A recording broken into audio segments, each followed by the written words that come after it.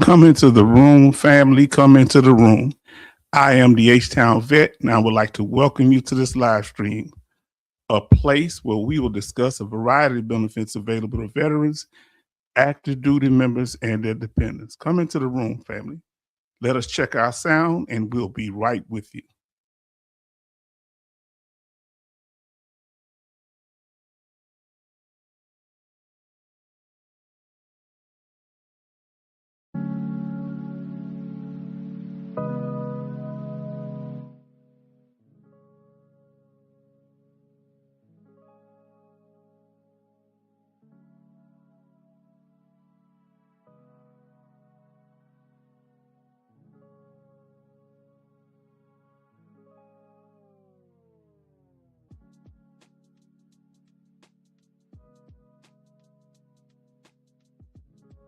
Come into the room, family. Welcome. We will be right with you.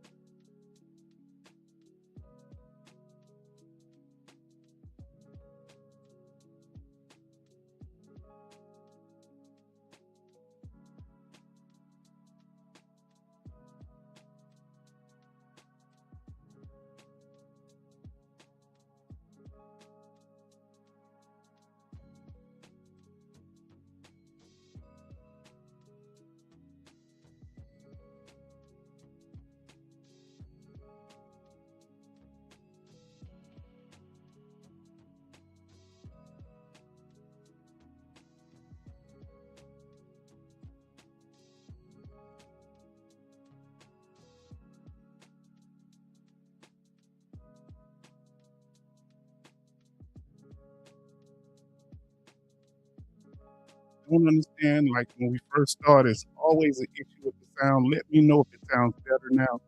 Testing, testing, one, two, three, testing.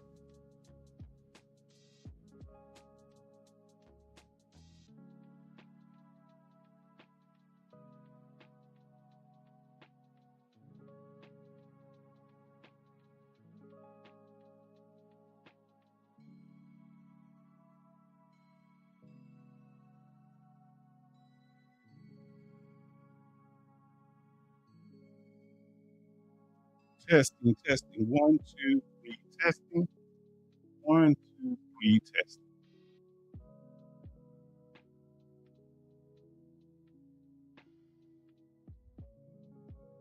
So the sound is better. Thank you.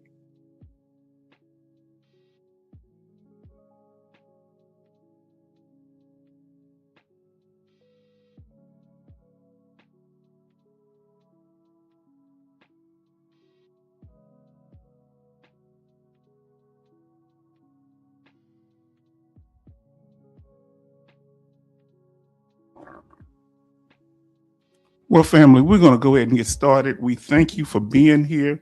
We thank you for being okay. Keep us track on our sound. We apologize for a short delay there. We appreciate you for showing up tonight. Let's see who we have in the house. Betty Boss was the first one here tonight in the room, ready to get started. Says, H-Town, good evening. Hope you enjoyed your week. Hello, family shipmates. Yes, indeed. Then we have Jay Oliver in here says, H-Town and good evening, H-Town and fellow vet family. Then we have MG Smith in the house saying, H-Town, good evening, and veteran family. Everybody's speaking. Then we have Coasty in the house says, evening, H-Town and family. We have Benny in the house says, hello, H-Town vet and chat family.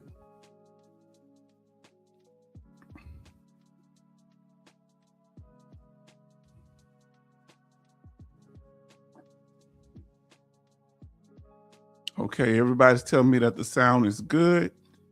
It seems like it sounds a little different on my end, but thank you for letting me know that it's okay. Keep us posted, okay? So, family, tonight we want to thank you for being here. This channel is very important because the truth, if you really veteran centered, you should be able to talk to veterans. You should be able to interact with veterans. Now, when doing that, there's going to be some bumps in the road. There's going to be a learning curve, because when I started this channel, I didn't know how to do everything right. I made some mistakes. On top of that, had some trolling, had some people being deceptive. And over time, we was able to work on that. And we are still working on those issues. But you only learn from your failures. So you can't be such a polished product that you don't learn anything. You have to take risk. Now we have our brother Charleston in here saying, evening, Coastie, J. Oliver, Benny, MG Smith, Betty Bops, and Shipmate. Come on, family. Thank y'all for coming, spending this time with us. We appreciate you.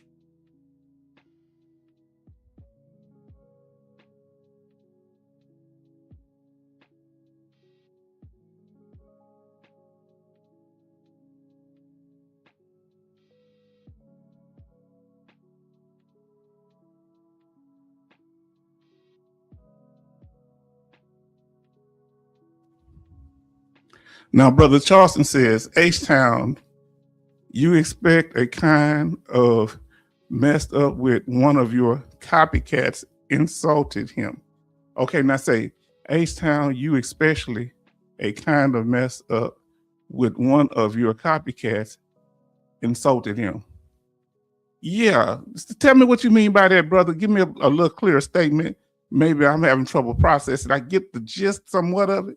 Yeah, you got people still copycatting H-Town, but they kind of, you're like bastardizing my teaching. If you're going to learn from me, you can't bastardize it and you can't be back and forth. H-Town is consistent with who he is. And when H-Town makes a mistake or is incorrect, he apologizes. He doesn't just continue on. They taking my, when I said we need to get together and we need to all get together and start contacting Congress. Now all of a sudden people say contact Congress. I mean, then in their very next breath say, well, I don't know what to do. Well, just be quiet if you don't know what to do. Sit back and learn. Yes, indeed. Now we have Betty Bob says we have 7 likes and 6 watching. We thank you, family. Let us go ahead and get started. We thank you for being here. And you are able to live chat if you've been subscribed for at least 5 days. So if you consistently unsubscribe and subscribe and unsubscribe, you won't be able to watch really any of our live streams, because to do it, you have to be subscribed for at least 5 days. And we do this. This is very important, what we learn as a strategy to keep down trolling. Family, trolling is a problem. It's not just a joke. Given the serious times that we have, even when people are conspiring against us, they don't allow people to troll unless they're trolling on their behalf. Congress don't want nobody in front of them that's not saying what they want to hear.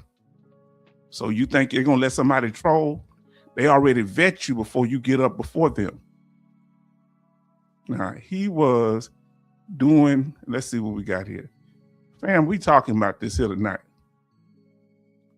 He said he was doing on your last video on vets joining to fight Congress. He said both sides are trying to take away benefits. I called him in his comment section. Yeah, if we talking about the same person, that's why I'm not recommending anybody. You don't hear me drop nobody's name, because people are wishy-washy out here. Sent my Congress an email today. Let's do this. Give us the information how to contact those congressmen. If y'all know how to do it, send me an email, or we'll put the how to get in contact with your congressman. Let us know in the chat, Coast, if you want to. That's no problem. Let us know. How did you find it? What's the page we go to find our congressman, so we can start sending emails? Come on now. Yeah, I don't mind people doing it, but don't just be riding. Don't be, as we say, don't ride my jock like that. You sweating me, as my New York brothers would say, and so New York brothers and sisters. Why you sweating me? I love it. But my favorite phrase from New York is "Get out of here." I love it, man. Oh boy, come on, family, let's do this here. If this information is informative, please smash that like button, subscribe, and share if we win that subscription. Now we're going to get ready to get on topic tonight, and we appreciate Brother Coast to say he got with his congresswoman today. All right, an email. We're going to have to do that and report in when you're able to contact. I Googled her and her information came up. Okay, well, that's what we do. We'll Google find out who's your congressman and senator for your area. Come on now, fam. You have at least 2 senators in each state, if I'm not correct. So we're going to go ahead and get on topic. Thank you, family. And the topic for today is we're going to talk about we're going to talk about war stories and honorable service. We're going to talk about the difference between the two. All right.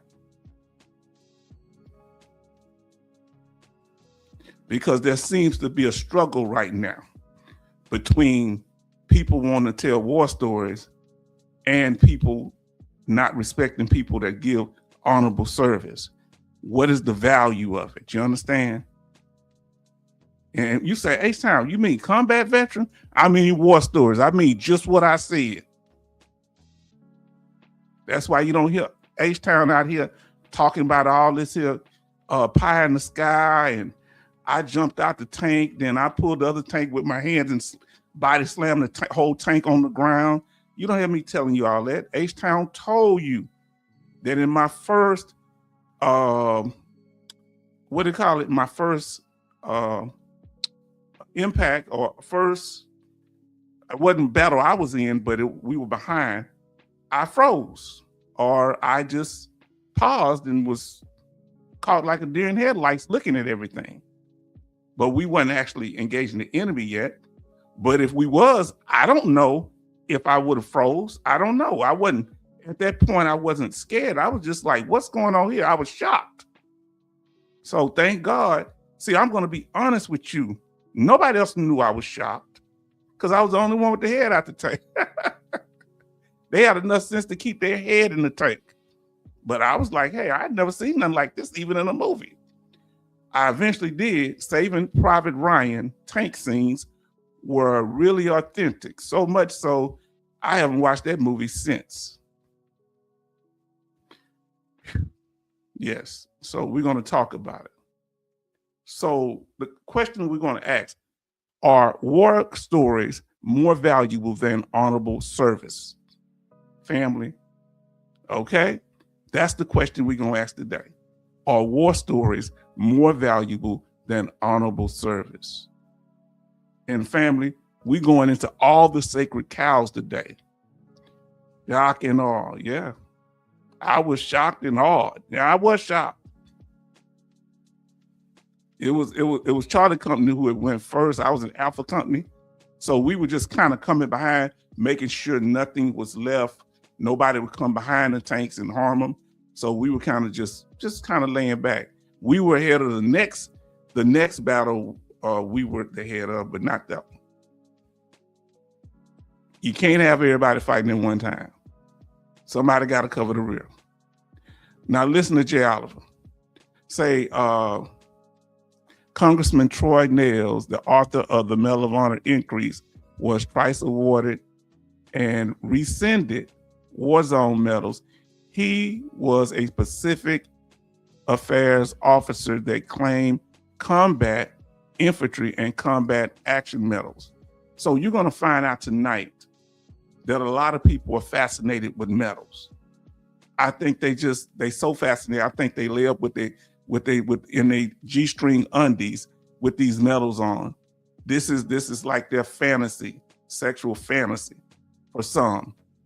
And that they really they want to create an identity, and they use these combat medals or other type of service medals to credentialize themselves and give themselves an identity. Did you hear what I said? I'm gonna break it down like nobody else will tonight. H-Town, you're gonna think I'm going one way, then you're gonna see something else. You think H-Town making this up? Thank you, Jay Oliver, for that comment. Now,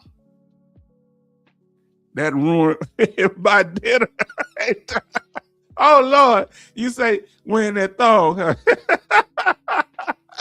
Yeah, you know they got on these guys laying around with lace thongs.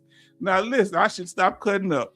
Now, remember the deception started with Congress, in particular the Senate, because they lied about putting veterans first, and there has been articles calling them out for this. Is the current VA disability system keeping its promise? They saying it's not. They like questioning, are we really doing all we can do for veterans? And in reality, they mean, are we doing all we can do to undermine veterans? Because their problem was that the PACT Act was actually working too good. Sorry about that. He said Navy beans, Jay Oliver. Oh Lord, I'm sorry about that, fellas. I didn't mean to go left, but I understand how. Because after coming back, I see the weird stuff that people do to get attention, and I realize it has a lot to do with some type of erotic fantasies these guys have, you know. And it's nothing exciting about a combat zone other than the adrenaline goes up, but it's not, you know. I'm on too much medication to have any joy out of any of that stuff. I came away broken. Oh, I'm sorry. Did I say the wrong word? I'm broken. It broke me in some ways. The military itself broke me in some ways. Some of the things I experienced on the base, you know. There were some things that happened, you know. So, you know, I thank God that I've run into y'all and y'all been here for me. Thank you so much. This is what I need.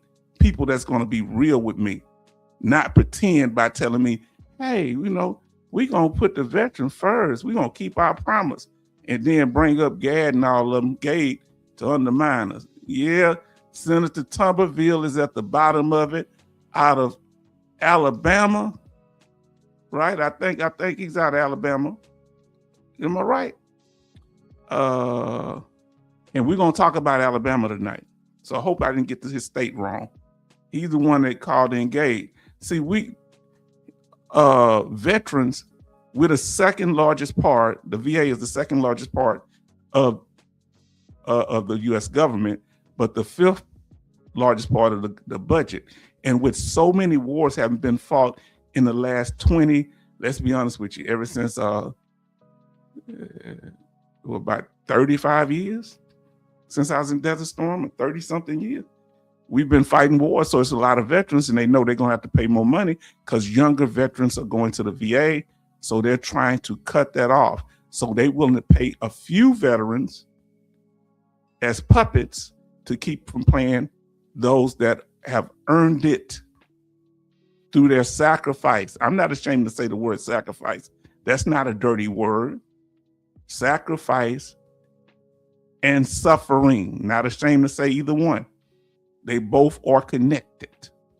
Sacrifice led to the suffering.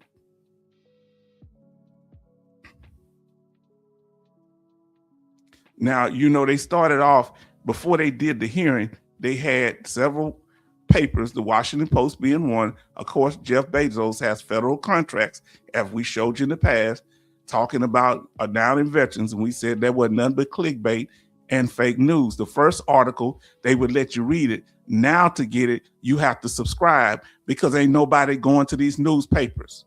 So they do the drama. If you want to see the whole article, you're going to have to subscribe, and we'll put out more dirt on veterans and veteran fraud.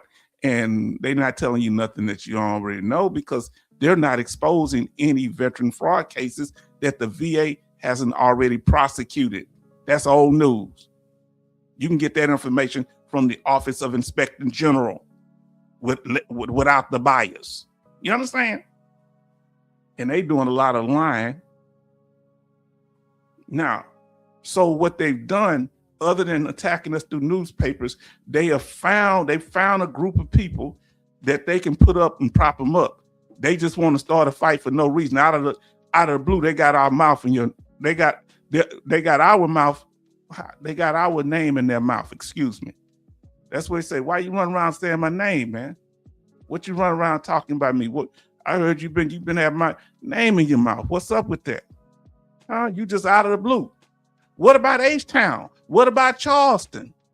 He got tinnitus. What about H-Town? He got PTSD. What about Betty Bops? What about Jay Oliver? Whoa. Why are you calling me out the blue? If I'm not drawing attention to myself, why are you the one drawing attention to me? They want us to fight them. They say, well, they can't fight them. They straight up game goofy. Many of these people, these guys are awkward, huh? They whole goofies, man. I said what I said, whole goofies. And you're going to see what I'm talking about tonight. H-Town did the research. Now remember that doggone Ryan Galaski and him and his perverse incentives, and you still have these people out here talking. Ain't nobody else told you that what he did, no other YouTuber, no other social media guy, I know at least on YouTube, has told you what he's up to wrong too. Because remember what's happening. I did the research. Didn't H-Town show it to you? Less veterans are joining the American Legion, Veteran of Foreign Wars, and all of these other organizations, such as Disabled American Veterans and American Legion, which I love American Legion, but less people are participating in these organizations. So they're losing funding, they're losing numbers, and which is causing the loss in funding. So they have to depend more and more on the federal government to stay alive. They have to validate their reason to exist. So they go up there, they get Ryan G to go up there fussing like he for disabled veterans at the same time, because they're getting part of their funding from the federal government. Talk about we get perverse incentives. Hold on, how'd you slip that in? Because more and more they're dependent on the federal government to survive. So you got to tote the water for the ones that's feeding you. They loyal to the ones huh? And then of course we know Lieutenant Colonel Gage, you shouldn't reward illness, and he likes to rank veterans. Huh? Oh, we about to get into some stuff tonight. Listen to me. So that perverse incentives, we'll go watch our video. Perverse incentives are proper compensation. It's based on our evaluation of severity level, fam. They just making stuff up. They making stuff up. They don't talk nothing about what H-Town is covering here. We talk about facts here. Let's talk about it. And this man is a hypocrite. Lieutenant Colonel Gage, that went before that Senate hearing about putting veterans first and what can we do to improve the system. This is the lie he said when he was talking to the two veterans. He was talking to, I know one of them was Veteran Infotap and Sib Dib, and the other Sib Dib. So he said, I don't know if I can organize my life around my disability identity while filing his business as a certified service disabled veteran-owned small business and getting federal contracts in the same state as Senator Tuberville, who had him speak. Interesting. You speak against us getting federal funding in the form of VA pensions, but you get that, you get your VA disability, and you get your funding from the federal government, but you say we shouldn't get our VA disability. He's centering himself in his disability, but he say you can't because I'm special. We're going to expose all this tonight. And he goes on with the shock value. He calls certain VA disabilities junk disabilities, such as hypertension, I believe it was, or sleep apnea. But he called them junk disability. He said, oh, I didn't mean to say that. I'm like, yeah, you did. You spoke up for what you feel. Oh boy, here we go. Here we go, fam. Are y'all ready for this here? Are y'all ready? I got to take a drink of water on this here. This is Dakota Meyer. He said you should reward sacrifice, not suffering. And they say we shouldn't center ourselves in our disability. That's all he does is go around talking about, I'm a Medal of Honor winner. Now look at this, family. I want y'all to see this. I want y'all to see this here. Let me get this information. Charleston say, love, that's why H-Town, he does research and break it down, not sleeping with the enemy. Now, And what I want you to do, if I ever sit there and backstab you, y'all expose me and drag me like a dirt bag. You hear me? You make me grovel. Because that's a hypocrite. I'd be the Benedict Arnold to lead y'all into something great and support y'all, then turn my back on my family. My ancestors would punish me for the rest of my life and in death. They would disrespect my grandfather's service in World War I. Excuse me, World War I. I'm sorry, I guess the word didn't come out right. World War I. My family fought in the Spanish-American War. Family members that fought in the Civil War. You understand? Listen to me. Family members that fought in the Seminoles War as Seminole Indians. World War II, my twin uncles fought in Korean War. Several of my family members, Vietnam War. And on top of that, several of my family members who served, who didn't fight any wars, but they enlisted in the military, and their service was just as important as the ones that went to combat. They never made a distinction in my family. I gotta be honest with you, when you're in combat zone, you spend a lot of time doing nothing because you can't be moving around. It costs too much energy and gas. So most of the time you're sitting there doing nothing. The 6 months I was over there, most of it was boredom, thinking of stuff to do. See, they're not gonna tell you that, are they? Because you spend every day fighting, most of y'all gonna be dead before it's over with. You can't be doing no, even if you're not shooting the enemy, you're gonna accidentally shoot each other. You get a little froggy sometime. Yeah, friendly fire, how most of the people died in Desert Storm. Did you hear me say it? The first Gulf War, you better believe it, friendly fire. Now let's get to this gentleman here. He's a lot younger than me. He was born in 1988. I went into the military in 1988. And this is Dakota Myers. This is his podcast. And I'm starting to understand by looking. The Ferns, that's right. The Ferns, thank you. Thank you, Jay Oliver. I'm starting to look at why he's mad at us. He put out a video 2 years ago, ain't got but 983 views. He got 51,000 subscribers, and he's been out I don't know how many years. But I think the problem is they want us as veterans to put them on a higher status than us. But the only people that put them on a higher status are people in Congress. Only people that put them on a higher status is civilians. We most veterans, you can't just walk up to us, hey, I'm a Medal of Honor winner. Stand down. Man, if you're gonna go sit down, hey, I thank you for what you done, but don't come over here with that. Go sit down somewhere, boy. Well, before you can even say military, I was already out there grinding. Huh? I respect everybody that served our United States. This is my country. I'm not above my country. So look what happened with one of the people that commented on the video about his title being The Expectations of Being a Medal of Honor Recipient. He did a video on that. What are the expectations of being a Medal of Honor recipient? The expectations of being a disabled veteran. Would that make sense? What are the expectations of being a disabled veteran? Oh, they don't want us to talk about that. But he has expectations of him. From who or whom? Look at this. This person cracked me up. Sir Mellow Man says, holy F. This has to be the most cringe title ever. That was right up under the video.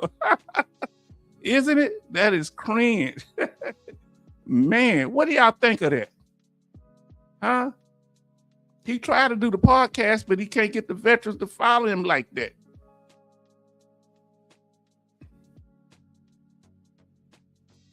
Oh boy, who is this guy? Who's that guy? What's that? How did that picture get over there to the right? I see the Medal of Honor winner, Dakota Meyer. Who is this guy, this high school guy over here to the right with dreadlocks? Was he trying to be a light-skinned black person or something? Hold on, that's Dakota Meyer. So he wanted to be black first. So he was always looking for an identity. And guess who pointed this out? The guy that co-wrote the book with him. Drug him, was clowning him. Huh? Go look out. I don't want to have to show the clip, but he clowned him, the guy that wrote the book with him. Now listen what y'all say. I'll keep quiet, H-Town. Explain, I'll say something mean. Say what you want to say, brother. Now hold on. So this guy looking for identity. So we have two type of people that come into our culture, Black American culture, because we are the culture of the United States. All the music comes from us. Every music genre from the United States, we created it. So listen. So some people, instead of just, look, I'm an American. That's how I look at myself. So I love all Americans, especially those of us that have a history in this country that's been here. We need our white brothers and sisters because we don't like living in cold spaces like that. So somebody got to populate. I ain't hanging in no snow like that. I'm down with you. I see you when we're in the military. I ain't going up there.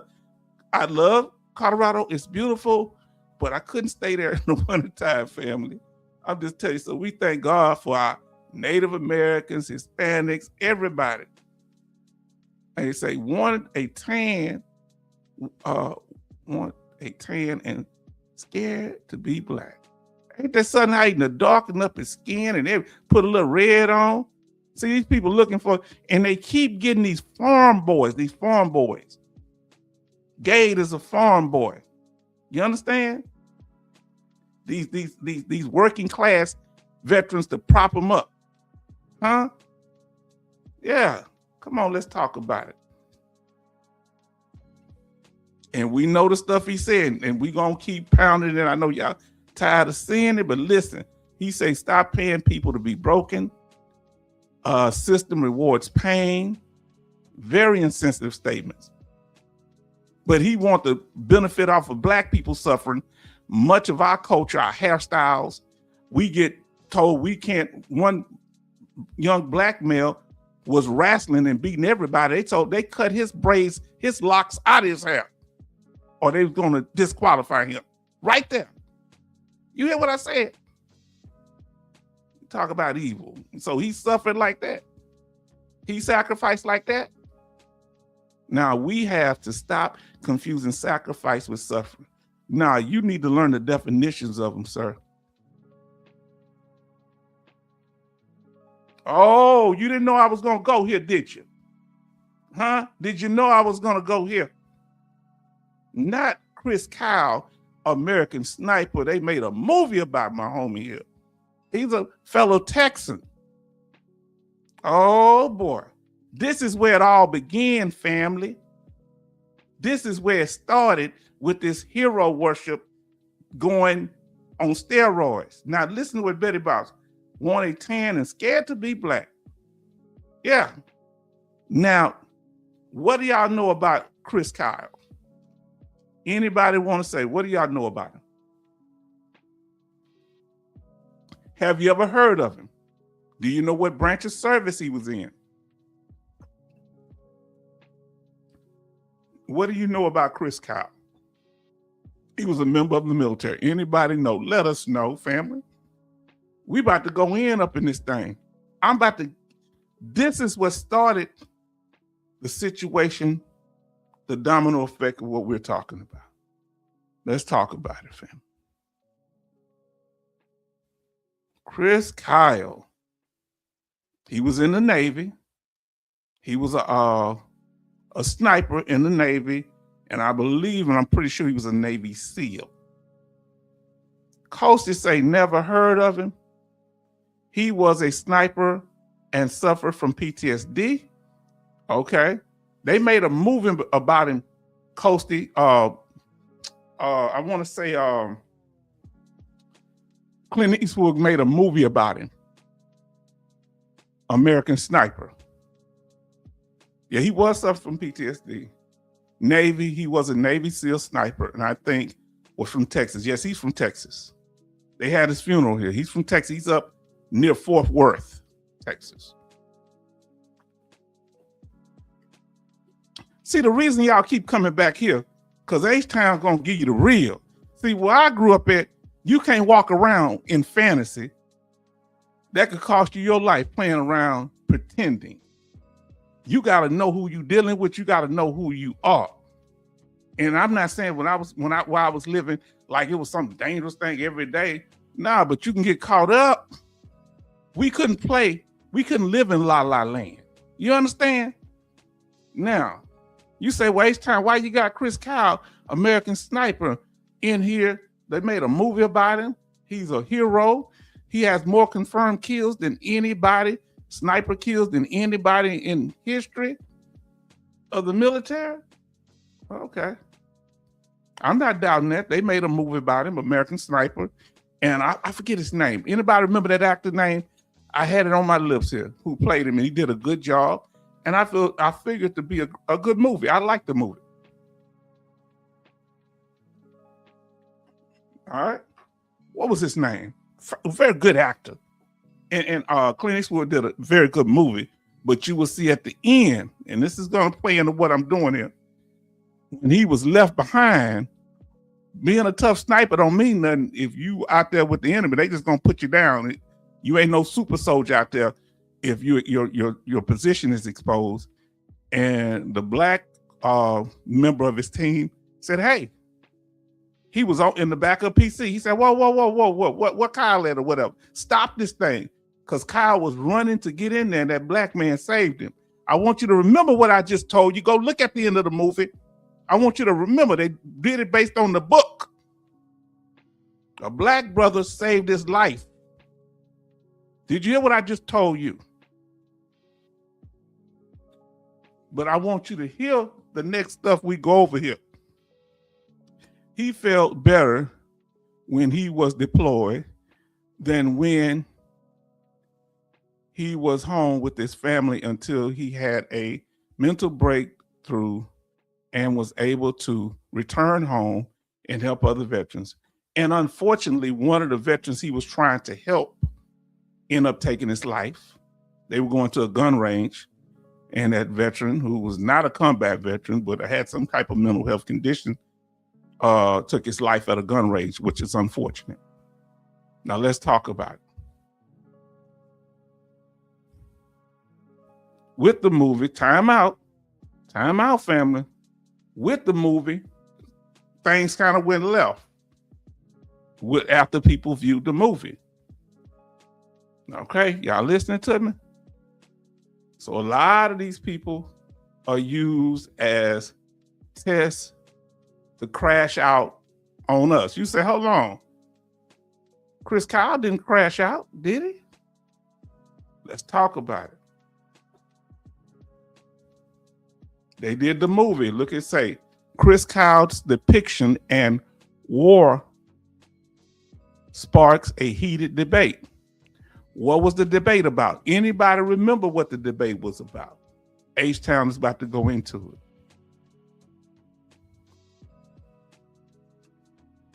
it. Some of the common things that happen when people are in combat. First thing he said, he got carjacked. All right. Of course, outside of Fort Worth, of course, carjacking is another word for black people. A lot of white people like to say, a lot of them like to say that I almost got carjacked. This is like a little erotic thing. I tell you, it's like an erotic, exciting thing. Oh, two 2 men carjacked him and he killed them right there. Did you hear what I said? Police was called and he shot him dead right there. Never happened. Never happened. See, in the words of Bobby Bland, if I catch you in a lie or two, it makes me wonder if anything you saying is true. Now listen to me. Come on now. I'm just telling the truth. We reporting facts here. I thank him for his service, but I want to know what's true and what's not. I knew my identity before Navy. Most of when I served in 76 through 85, the men were mostly poor white men from rural. A lot were Vietnam, brown water sailors, just trying to get 20 years in. Yeah, because a lot of us go in the military because we struggle, and that's the opportunity that we have going to the military. Now, that's one thing he did. I learned a lot from them, how the system works. Yes, indeed. Now, I want y'all to follow me. I'm just speaking truth here.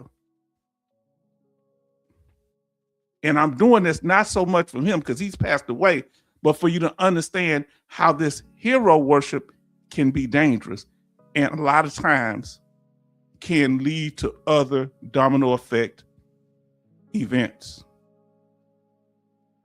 The lie detector determined that that was a lie. Nobody robbed him. He was known for making up stuff. I don't know if y'all knew that. This man wrote a book, Chris Kyle. Here's his fascination with black people again. He living in areas that they got towns in Texas where you ain't got to see no black people if you don't want to see it. But this fascination with us. So now it wasn't just the carjacking that he took two people out. He said he was on top in his book, and this is documented. Go look and see if I'm making it up. Well, it's documented. He was on top of the Superdome in New Orleans during Hurricane Katrina, sniping black people that were coming to the dome, talked about they were looting. How can you loot in that type of water? What's the loot? These are whole families. He said he killed about 28 people. And the general that was down there, black general was down there, he light-skinned, but he's a black man. He said, no, none of that happened. Nothing like that happened. I mean, just out of the blue, he just makes that up. Then went on, a lot of the medals that he claimed that he got, he didn't get. And this is a common thing with a lot of combat veterans. They claim medals are enough that it's a problem.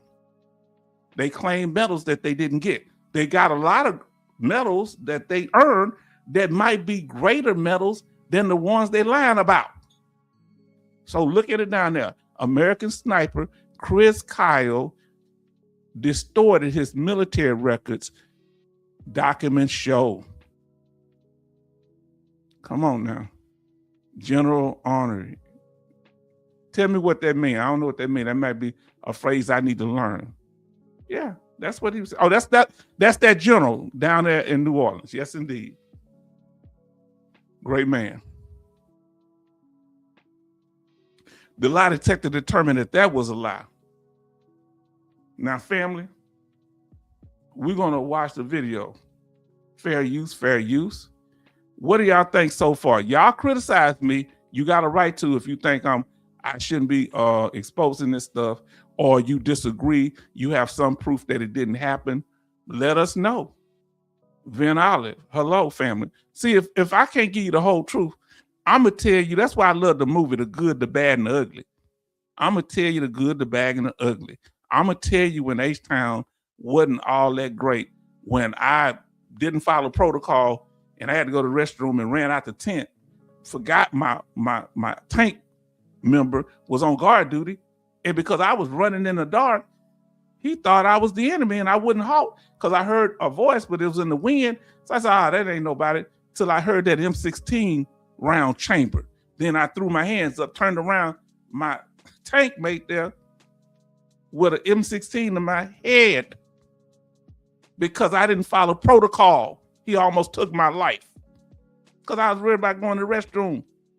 Forgot all about the people guarding the perimeter. Thank God he didn't take me out. He would have been justified because I didn't follow orders. And I wasn't in a green outfit. We was in green outfits, but I had on them tan pajamas or something, white pajamas.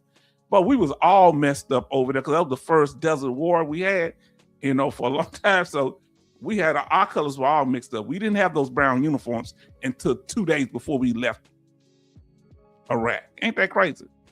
Now, fair use, family. Fair use. We about to get into this. Y'all ready to get into this here?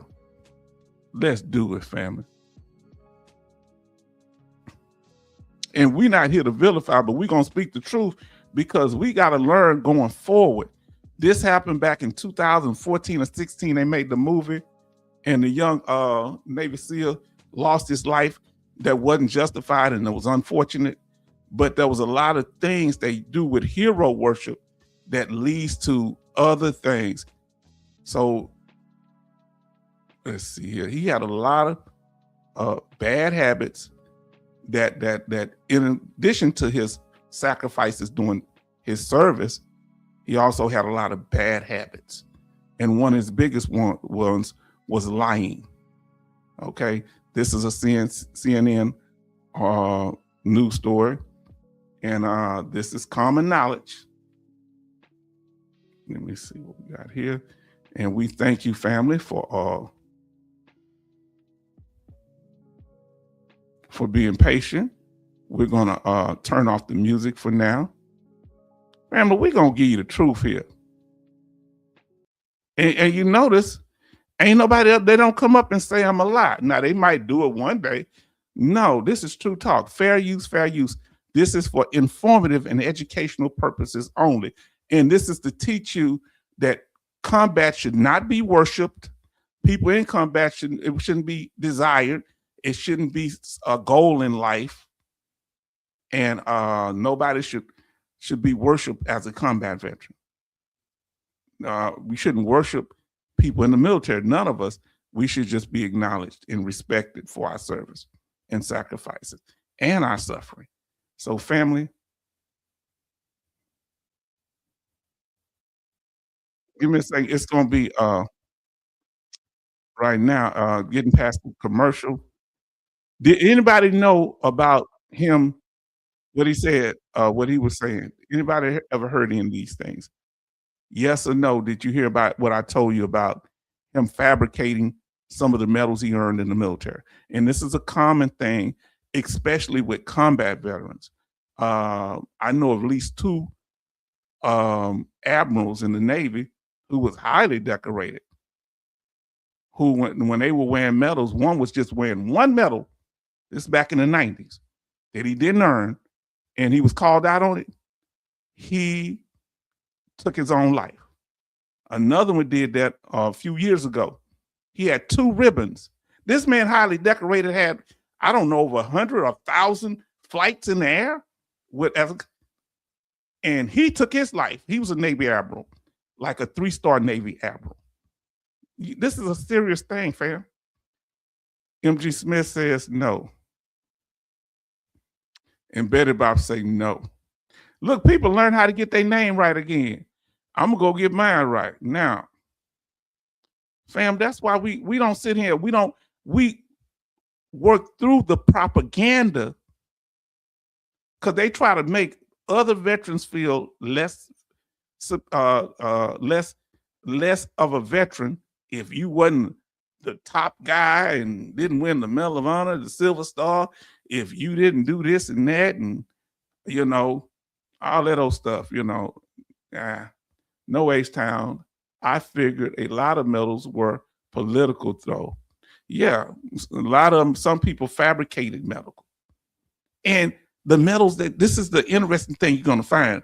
The medals that they fabricated wasn't as high of a medal as the ones that they won or they were awarded.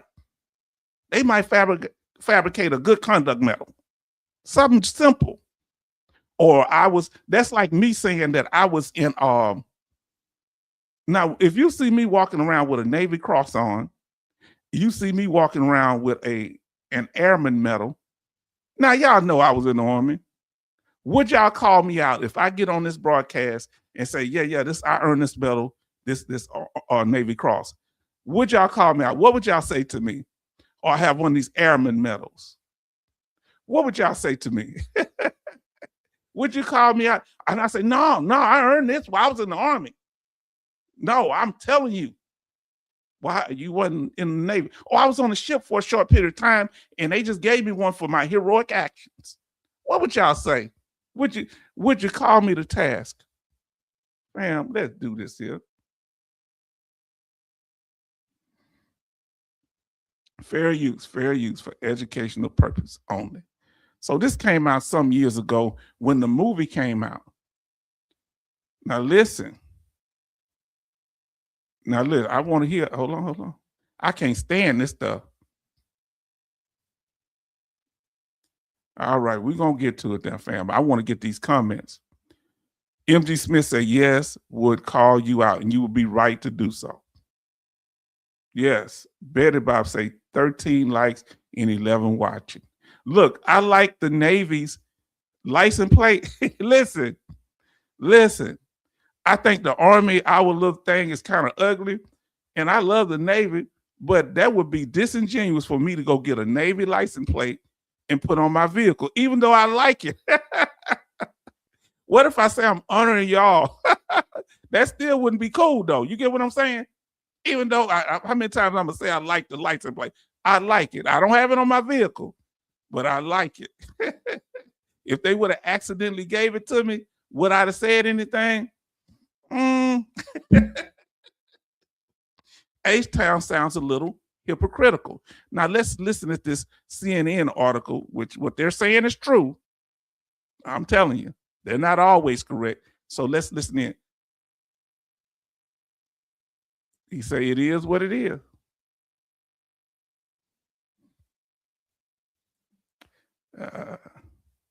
Grown to Hollywood blockbuster. The legend of Chris Kyle has grown to Hollywood blockbuster levels. Don't pick it up. The man known as the American Sniper is credited with at least 160 kills during his 4 tours of duty in Iraq. His story has made him a U.S. military icon. And that's the actor that's playing him do that. That did a very good job. And the movie was directed by Clint Eastwood, from what I remember. But the movie and the glorification of Chris Kyle's life ignore some troubling stories. Chris Kyle and his friends often told a legendary story. It involved an incident that happened to him along this stretch of highway southwest of Dallas. The story goes that Kyle was driving along, pulled into a gas station. So let's stop there.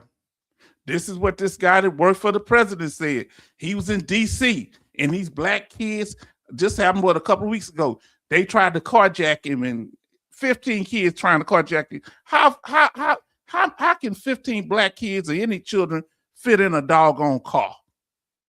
And look, Dallas, Texas, where there's a lot of black people at.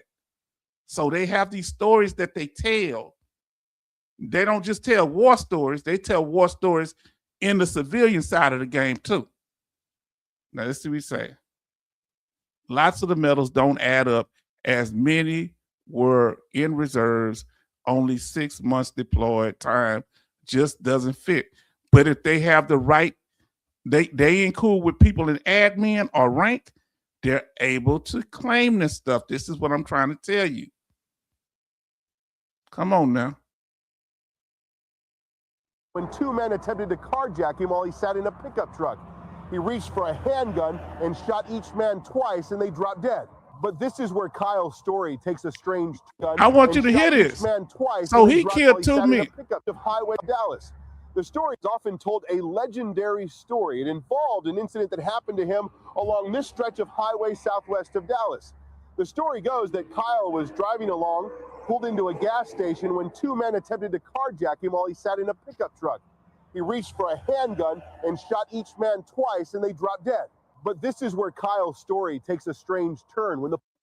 So he has a history of being around somewhere with black people, and it's this danger, and he's able to shoot them and all this stuff.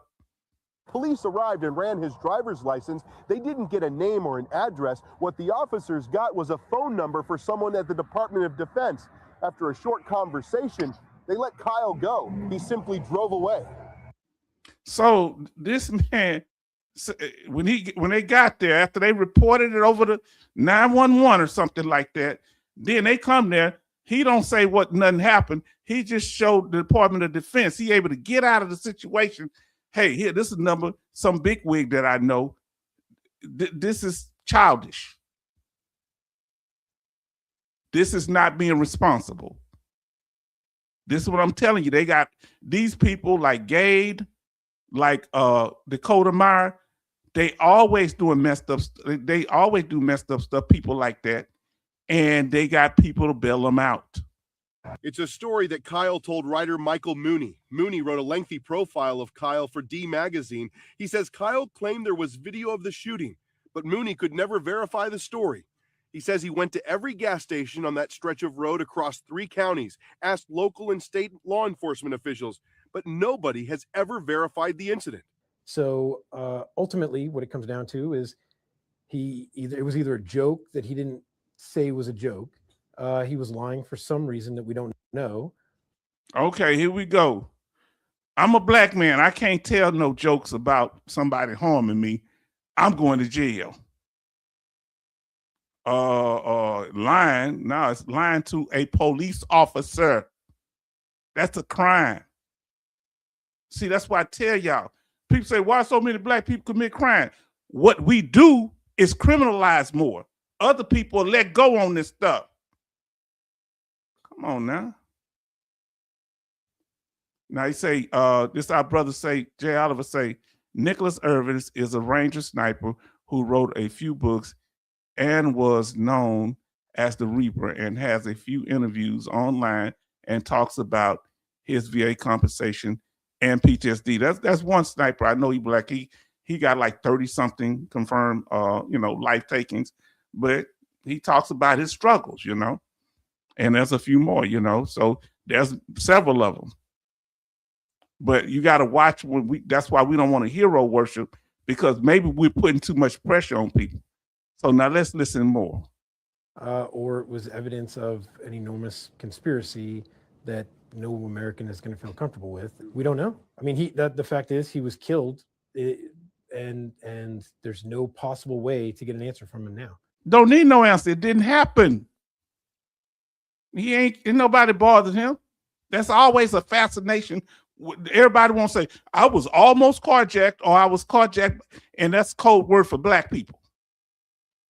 Kyle also bragged that after Hurricane Katrina, he and another sniper snuck into New Orleans and shot 30 armed looters from the rooftop of the Superdome. Oh, I'm sorry. Not 28, 30. You say, well, H-Town, why do you keep bringing up race? They're fascinated with it. I didn't know nothing about racial tension growing up in my neighborhood of Fifth Ward until I joined the military, and people was kind of fascinated. I just say, this is a thing? I'm going to be honest with you. Don't y'all laugh at me. Now, I promise you're not going to laugh at me. When I was 13, because I grew up in a neighborhood, we wasn't scared of nobody. We wasn't taught to be scared of nobody. We had white people that were around, like on the farms and stuff. We was cool. So at 13, I wanted to go downtown because I saw the ghost parade. And it was on television. No, it's going to be on in the newspaper. Says it's going to be a parade downtown. And I showed my grandmother the newspaper. I didn't know. I thought they were ghosts because all I knew was Casper-friendly goats. But it was a Klan parade, and they had all these white uniforms on with their hoods, and it wasn't a dirty speck on them. Man, I thought that was impressive. And so they were walking in the middle downtown Houston, and the police had their blue uniforms on the outside, and I thought that was cool. So I thought it was like a ghost parade. So I was about 11 or 12. Yeah. I thought it was a ghost parade. When my grandmother saw that, she said, no, her eyes got big. You're not going downtown. I was very offended because I didn't know that these were like people that had hatred for other people. I didn't know that. I thought it was cool. Man, I mean, have you ever seen the outfits? Who are their laundry? Who laundry their stuff? Because it's clear white, man, not dingy. I can't get my whites to stay that white. I'm just saying. I digress. Don't laugh at me. That happened. Yeah. I want to go to the Ghost Parade. Now listen, here's that general right there, you see. Put those damn weapons down! Lieutenant General Russell Honore famously spearheaded the federal response. You see what he just told those soldiers? Because all these black people here, people start pulling weapons out. The soldier, he said, put them damn weapons down. You know, they'll shoot us over a television. It's crazy. In those days, if somebody was shooting people in and around the Superdome, trust me, we would have known about it. And I can assure you, no federal forces or anybody from the armed forces was there doing any sniper work. So that's the general. He's saying, and he was in command. You just saw him telling them to put them damn weapons down. Now listen what remember his name. He retired now. So anybody from the armed forces was there doing any sniper. No federal. damn weapons down! You heard him. General Russell Honore famously spearheaded the federal response in those days. If somebody was shooting people in and around the Superdome. Yeah, General Russell Honore. Yes, indeed. Now listen, Betty Bob's H-Town, I'm from the Bronx, knew about those white sheets. Why I didn't know. But I'm telling you, I wish I could have went. I'm still upset. I should be upset at my grandmother. She passed away. But they don't look like the police had them on the inside of things. It was cool. They was marching like they were soldiers. I don't know why I'm fascinated by that. Man, y'all knew you from the Bronx. I'm from the deep South and did not know it. They should have told me something. It's my family's fault. I just didn't know. Trust me, we would have known about it. And I can assure you, no federal forces or anybody from the armed forces was there doing any sniper work. Chris Kyle also boasted in 2006 of punching out former Minnesota governor and Navy veteran Jesse Ventura. And Jesse Ventura, he was also a Navy SEAL, I believe. He just put in the book, I punched out Jesse Ventura. That was the governor, I forget, was it Minnesota somewhere? He was a governor also. Now, listen what Charles said. I was 10 walking on the sidewalk with my mom in Harrisburg, Pennsylvania. A black man walked to the gutter, past us. I asked my mom why he did that. And my mom said he better, as he was from Virginia. I don't get it, but I get what you say. Past us. Okay. Walk to gutter. Okay. Oh, he's from Virginia. I don't know if it was some kind of segregation thing. Let me know. Because black people did have to get off the sidewalk back in the day. For allegedly making disparaging remarks about Navy SEALs fighting in Iraq. Kyle bragged about it on the Opie and Anthony radio show. You got his ponytail? You slugged him? Good. I punched him. Good. Where'd you punch him? Bravo. In the face. Ventura said They the punched him incident in the never face. happened and sued Kyle for defamation. A jury sided with Ventura and awarded him nearly $2 million. The case is under appeal. We asked a spokesperson for Chris Kyle's wife to help shed light on these stories, any details that might explain Kyle's frame of mind. But the spokesperson simply said she was not available to speak with us. But Taya Kyle spoke at her husband's funeral, alluding to the tough and emotional roller coaster of their lives. I don't need to romanticize Chris because our reality is messy, passionate, full of every extreme emotion known to man, including fear, compassion, anger, pain. Layers. That's it on that one. Now, listen, family, I got no problem with somebody being honorable, but don't stop dragging. Please stop dragging black people into your business. That's what I'm saying. Or any Americans, for that matter. Just chill on that, man. Chill on that. I mean, and she's saying their relationship was messy and all that. I understand. Respect to her, and she's still alive. She's his surviving spouse. Hopefully, she will get the benefit because she will get she still get the $1,400. She won't get the $100,000. They only get a $1,400 to the dependent. Now, Coastie say, yes, Governor of Minnesota and ex-professional wrestler Jesse Ventura. I used to hear him commentate. I used to watch wrestling, man. I love wrestling. Dusty Rhodes was my man. Did you hear me? Ric Flair. Woo! Don't give me the cutting up junkyard dog. You understand? Now, I tell as that was culture in North early 60s. Yeah. Because you got to understand something. Oh, he jumped off the side because he was, okay. He was used to it because he's from Virginia. I got you now. So that's why he got off, because it could cost him his life. But he was up where y'all was at now. Okay, I got you now. Now I understand, brother. And your wife, your mom was explaining to you why he did that, because they used to have to get off the sidewalk for even the little white kids. They had to get off the sidewalk. But man, I never got to a ghost parade. I tell you that. Never made it. Now, family, let's keep it going here. This is my concern over the super soldier syndrome and the hero worship.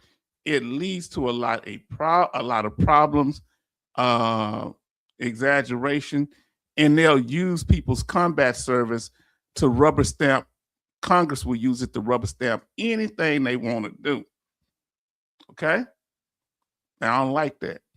But then you're dealing with what? Some people who are somewhat unhinged. Okay? Remember, military service in itself can really affect us, as y'all could say, as Chris Kyle's wife was saying, how hard it was, and respect to her and her family. Condolences. But we have to deal with when people are lying on other people. No, we can't. I won't let that slide. Just like I don't, when it came to I told you the truth about Benedict Arnold. I told you both sides of it. We just got to be fair. Balanced news here. Now, family,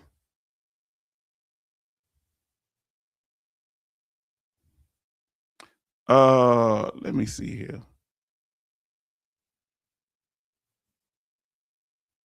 I'm looking for something. Now look. Now look at, I almost want to show y'all this. This is him, Dakota Meyer. This is back to Dakota Meyer when he was young with the dreads. Now look at this here. What is the co-author of his book that he wrote, allegedly, right?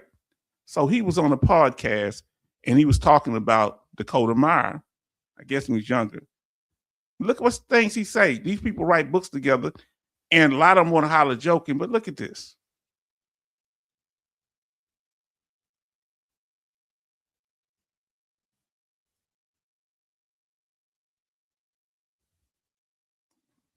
All right, we're going to do fair use, educational purposes only. Now listen to what he says, the co-author of the book that Dakota Meyer wrote. Dakota Meyer, I wrote a book with him called The Way Forward. We wrote that.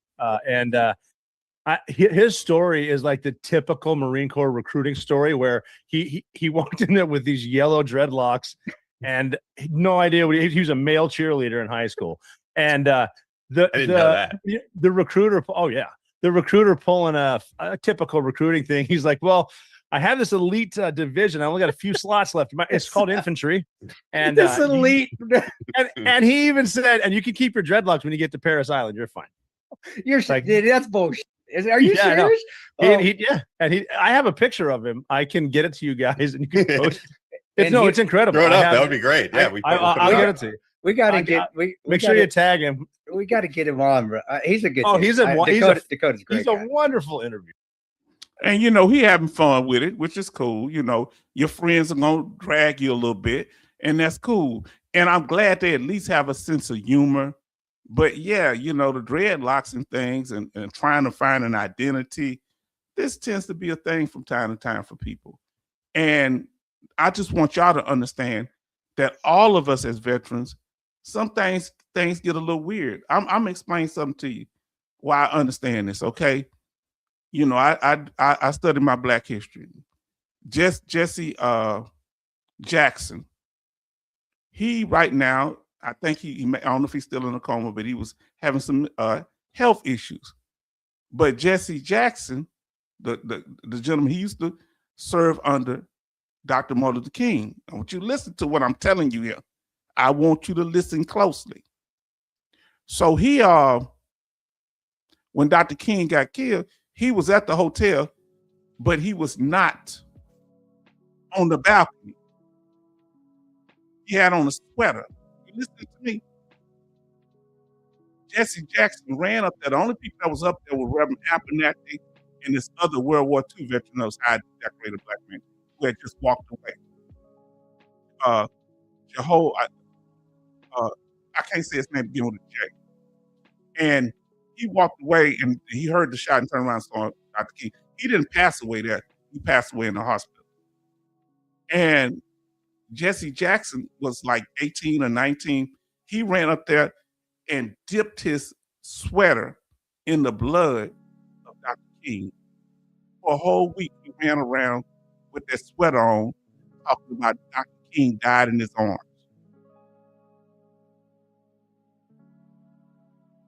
Now, either what I said was the truth or it's a lie. When they asked Andrew Jackson, who was one of his close confidants, did this happen? He said, well, we were all doing kind of strange things. He didn't want to criticize him. But Dr. King always said about Jesse Jackson, he said, yeah, the young man is committed, but I question his motives. That's what he said. You got to watch people when they're around you. They'll take credit for stuff and all that. You know, run around a whole week with a bloody sweater on, talking about Dr. King died in my arms. So that's why I tell you, this is real stuff here. Yeah, yes, it is. That was culture in the North in the 60s, yes. Yeah, the North was like, they were more what they call de facto segregation. So some of these people become unhinged, and we talked about that fair use. Let me see here. We got to stay away from this hero worship, family. We got to support all veterans, regardless of what branch of service. And this is what leads to what we're going through, because these people are questioned about their service. And when they find inconsistency in the so-called hero service, then now they're questioning us. And you got some of the so-called heroes pointing at us too to keep the heat off them. That ain't cool, because they making the block hot. We didn't ask for none of this. We didn't ask them, because I remember Dakota Myers saying that he went on David Letterman, and he was saying that his granddaddy was a Marine, but he never talked about what he experienced. Well, you should have learned something from him, because you can't stop talking about it. That's why when I'm on this channel, I focus more on y'all and us. This channel is not the H-Town Vet War Story channel. This is a veteran channel and veteran centered. I'm one of the veterans, and every once in a while I'll say things about my experience, but I want to hear your experience. And family, that's why I feel that veterans are being targeted. It ain't just, we're not running around talking about nothing, bothering nobody. And veteran has become a bad word in some regards. Now I want to ask you this here, fam. Y'all tell me, who do you think is Judas Goats? Because I don't know if you would think that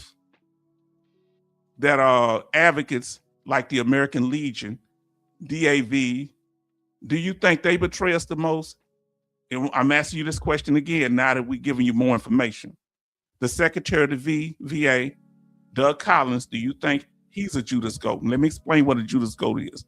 Somebody that goes in representing us like when they would take lamb and sheep and goat, they would feed one goat and let him go through the slaughterhouse first, and they don't take him out, him or her. They feed them, keep them good. That's just to get the other ones to go in there so they can slaughter them. But they end up getting the Judas goat last, the betrayer, the Benedict Arnold. The betrayer, that's right. Who do you think the greatest betrayer of veterans? Our advocates, the number one, put the number. Number two, VA secretary. I'm talking about the current VA secretary, number two.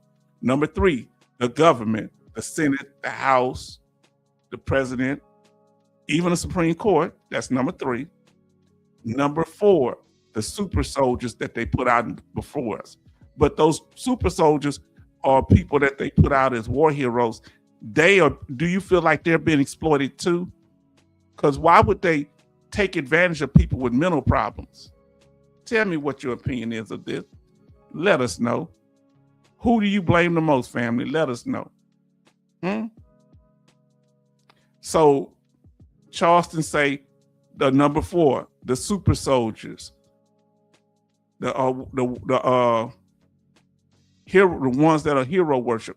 Why, Brother Charleston? Charleston say he blames number four, the super soldiers. Because you feel they do the most harm? M.G. Smith say the super soldiers, the war heroes. So has H-Town impacted you in this sense that I let you know how dangerous somebody who has done so much for their country, that when they portray us, it can really fall bad on us, like a Benedict Arnold, who was one of the greatest, I consider the greatest war hero of this country, because we wouldn't have a country if he didn't win that pivotal battle of Saratoga, where it's so horrible that they don't even, he betrayed the country. After that, he betrayed the country so bad that they don't even mention his name when he fell injured, when his horse fell on top of him. First, he got shot in the leg for a second time. That's 2 Purple Hearts, but they hadn't made the Purple Heart yet. They were even about to make a medal because he was the greatest soldier we ever had. They were almost about to make a medal on him, like a Medal of Honor, after him. But then he betrayed the country, and the rest, he died with no fanfare in England somewhere. Betty say 4, the super soldiers. So let me ask y'all this here. Do you think, why do you blame them more than the government? If Congress and the Senate and the House are trying to pit veterans against each other, why don't you blame them more? Why do you don't blame the super soldier who feel like we don't acknowledge them the way we should a lot of times? See, they getting acknowledged by civilians, Congress, and they stroking their ego, of course, to exploit them. And they making movies, they getting book deals. And so the bigger the story they tell, the more book deals they get. The bigger the war stories, the more movies they make. Come on now. Wouldn't you lie for a little book deal? Come on, tell me now.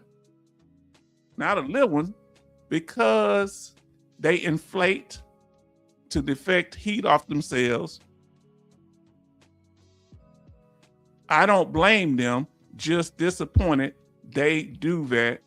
I still respect their service. Yeah, I respect the service, but not the individual and their character. Come on, fam. What's really going on?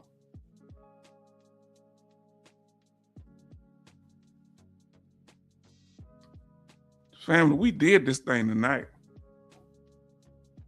Now listen, the reason I tell you this information is not to vilify those that have passed, not to pick on Chris Kyle, or he's deceased, but to make sure that we are prepared, because that has caused a domino effect with the hero worship, they found a way to exploit, because they put a certain image of individuals. Now that they made that movie American Sniper, now it's like unholy to say anything against people that are highly decorated. But we're going to speak our mind, because they are flawed individuals just like us. Okay? So I want you to be prepared. Unprepared means unsafe. I want you to know what's going on right here. Family, is H-Town tying it together? Y'all gonna be calling all the congressmen before it over. And we're gonna have that information the next live stream. Now let's see what our brother say here. He say number 3. Oh, he picked number 3, Congress. Someone like Tuberville that has a BS in physical education, that finds a niche in coaching football, and then aligns himself with a party that floats him to Congress. He teams up with Gade. Wow. Just because he's soft-spoken. I hear you. Watching them slicksters. That's why it's time to break it down to you. Now, my question to you is, are war stories more valuable than honorable service? If you did your time in the National Guard, you did your time in the Coast Guard, you did your time in the Reserve, you did your time stateside in the military, overseas in the military. If you did your time in a war zone, what's more, are war stories more important than honorable service? And we want you to answer we answered the question, we want you to answer it. So we want y'all to answer the question. Are war stories more valuable than honorable service? It seems to be for Congress. Let us know. Yes or no. And we want to hear from you. Because, see, some people may think it is. And let's talk about it if you don't mind. Now, this ain't a loaded question. You got to write if you say yes. J. Oliver say no. Charleston say honorable service. Why is honorable service more important than when somebody has fought and served in our country? Audie Murphy, now he served honorably. All reports, because he was legit on what he did. Audie Murphy served honorably. However, Benedict Arnold, let me pull this banner out, had war stories, which many of them was true. He was a great warrior, but did he have honorable service? Charleston say honorable service. J. Oliver says for Congress, yes, that war stories are more important. Why do you think Congress is so fascinated with war stories and are these people that they can prop up as war heroes? Is it because they can manipulate and use these people to beat across the head of other veterans? Let us know. What's your opinion? We'd like to hear from you.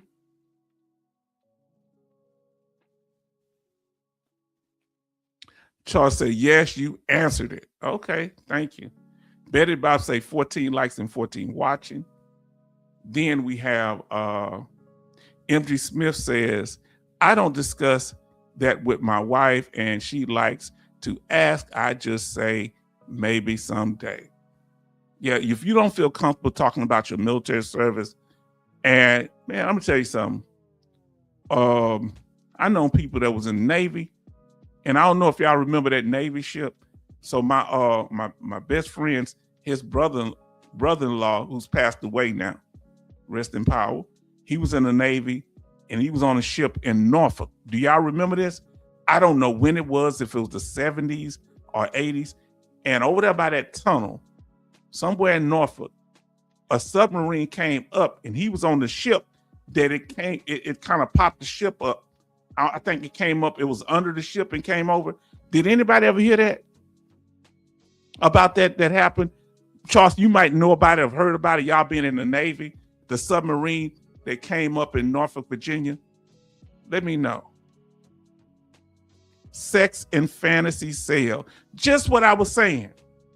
See, now y'all see all this fantasy, violence, remember, sex, violence, and video game or videos. Remember that used to be a movie or something?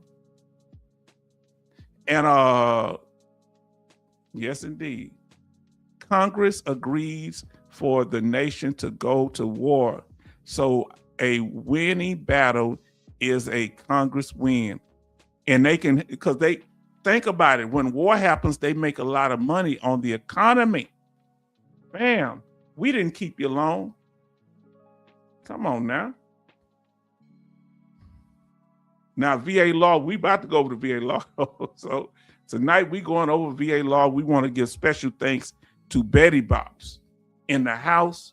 We thank God for her doing so much research.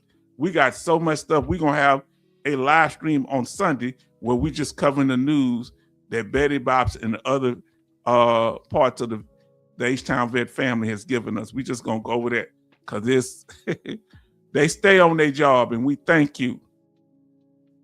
And Betty Bops being at the head of that, and we thank God for you. And the veteran family does too, I'm sure. Now, let me see here.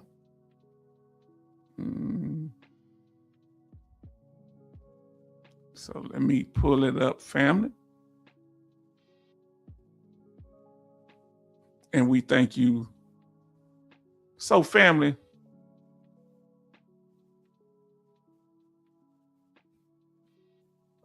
we have here, and we're going to pull it up on the screen.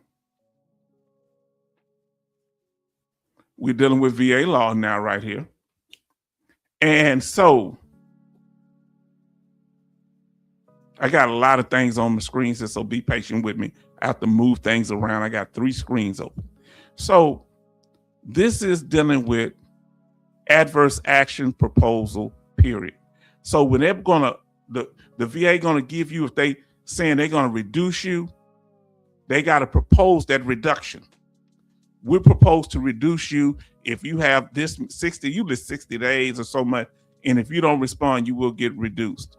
Or you can put in a rebuttal for that, depending on what it is. Now, if it's for prostate surgery and you got the prostate surgery, you had a temporary 100%, ain't nothing you can really do about it. They're gonna pay you for the residuals. You can't fight that, but you can fight other types of reductions. So let's go down here. What is the adverse action proposal period? Is the control period between the date the notice of the proposal adverse action is mailed to the beneficiary and the date that the final decision notice is sent. The minimum period for the proposal adverse action is 60 days. So now they're not starting when they tell you, hey, let's say you got 10%, they plan on reducing you, right? They say, okay, we're gonna reduce you in the next 60 days. Remember, in some situations, they can reduce you if it don't affect your overall rating. Remember, H-Town showed you that. So if you're 100%, but you got conditions that, let's say you got 30 or 60%, you got 10% for tinnitus, but you're 100% overall, it adds up to be a little more. And if they would take away your tinnitus, it doesn't affect your overall rating. They don't have to inform you. They can just reduce you. Now, we went over that before, but it's usually a 60-day period. All right, they got to inform you that they plan to reduce you. What should I do in those 60 days? You need to be getting, if it's not like for a temporary rating, if it's for some of your ratings that you've had that's not based on a temporary 100%, or it's your other conditions, go get an outside doctor to evaluate you and send in those reports in those days. File a appeal that usually asks for a hearing that will freeze, in most cases, them reducing you while you get your information together. Did you hear me? Now, important, legally, the beneficiary has 60 days to respond. However, adverse action should not be taken until at least 65 days to allow time for evidence to reach the development or authorization activity.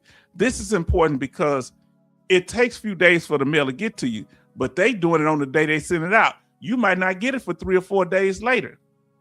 Huh? So go over this information, fam, and check it out. And they saying work days include the let me do so. Give me a second.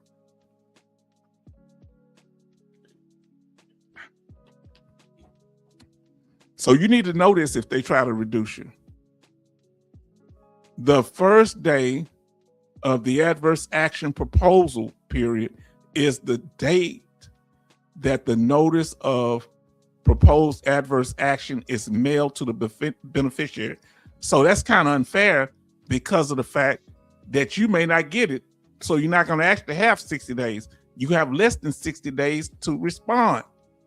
The date of the letter is the date of the mailing for purposes of computing the time limits for the adverse action proposal period, which is not fair, but that's what they do. Using the table below to compute the adverse action proposal period. So they're using work days. If the adverse action proposal period time is limited, expires on work days, exclude the first day of the adverse action proposal period and excludes the last day. All right. So you got to knock them off. That'll give you more time. So you might not have but 58 days, but they saying those 2 days you actually got 60 days. All right. Then it says over here, Saturdays, Sundays, and holidays. Exclude the next working day following the weekend or holiday. So that's what brings you to the 65 days. So family, thank you. Thank our sister Betty Bob. She says what? She say, thank you, Betty. Oh, no, our brother MG Smith say, thank you, Betty, for all the hard work you do for us. Thank you, Sister Betty. Yes, indeed, family. We getting to it. Now let's get back to it over here. And we thank y'all for that. I got some information. Family, the way we stay strong is stand. And then Gialva say, thanks, Betty. Yeah, y'all show some love to Betty. Thank y'all. Thank you, Betty Bounce, for all that you do. Look at y'all make, oh man, y'all gonna have me singing Negro spirituals over here. Man, that still hits me that individual was so trained, Brother Charleston, that even though y'all up north, he walked off to the side because it was such a something that, you know, a law back where he was. Betty Bob say, thank you all. I enjoy getting the information. I can tell because you bring a lot of it. I thank you. Then Charles say, thank you, shipmate. What would we do without the Navy? Family, if this information has been informative, please smash that like button. Share with others. And we hope we can win your subscription. Then Coasty says, thank you, Betty.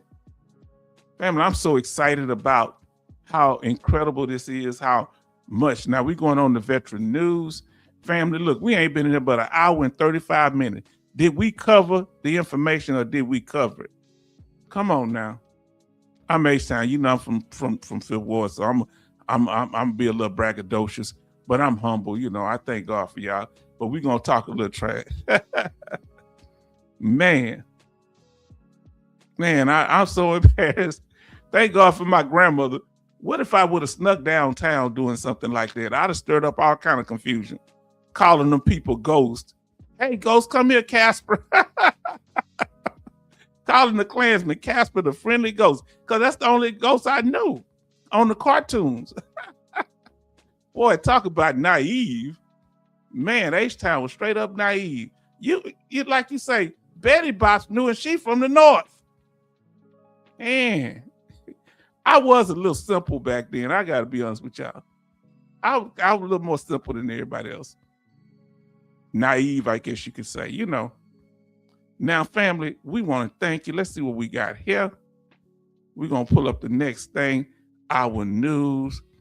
And this is coming from Major Boomer and one of them, and another one from my sister. Well, we're going to do a few of them, okay? Let's talk about our brother, fellow veteran, Dakota Meyer. Betty say, H-Town, you always give information and people I never heard of. H-Town, I'm from the Bronx, New York. So that's good. I know, but see, I'm making up for my naivete when I was young. Because when I I was overwhelmed when I went to Harlem. Where is Dougie? When I went to Harlem, Betty Bops, I went there in the summer during June 19th. I was overwhelmed at how much y'all in the North, how much pride y'all take. Y'all was celebrating the 19th of June, and I was asking, how do y'all know about the 19th of June? How long have y'all been celebrating this? Because that's from Texas and parts of Louisiana when we got freed 2 years later. My great-granddaddy, his daddy was freed under there, but it took 2 years later. He kind of ran away though, my great-great-granddaddy. But on my great-grandmother's side, her father, my great-great-granddaddy, he was freed under that.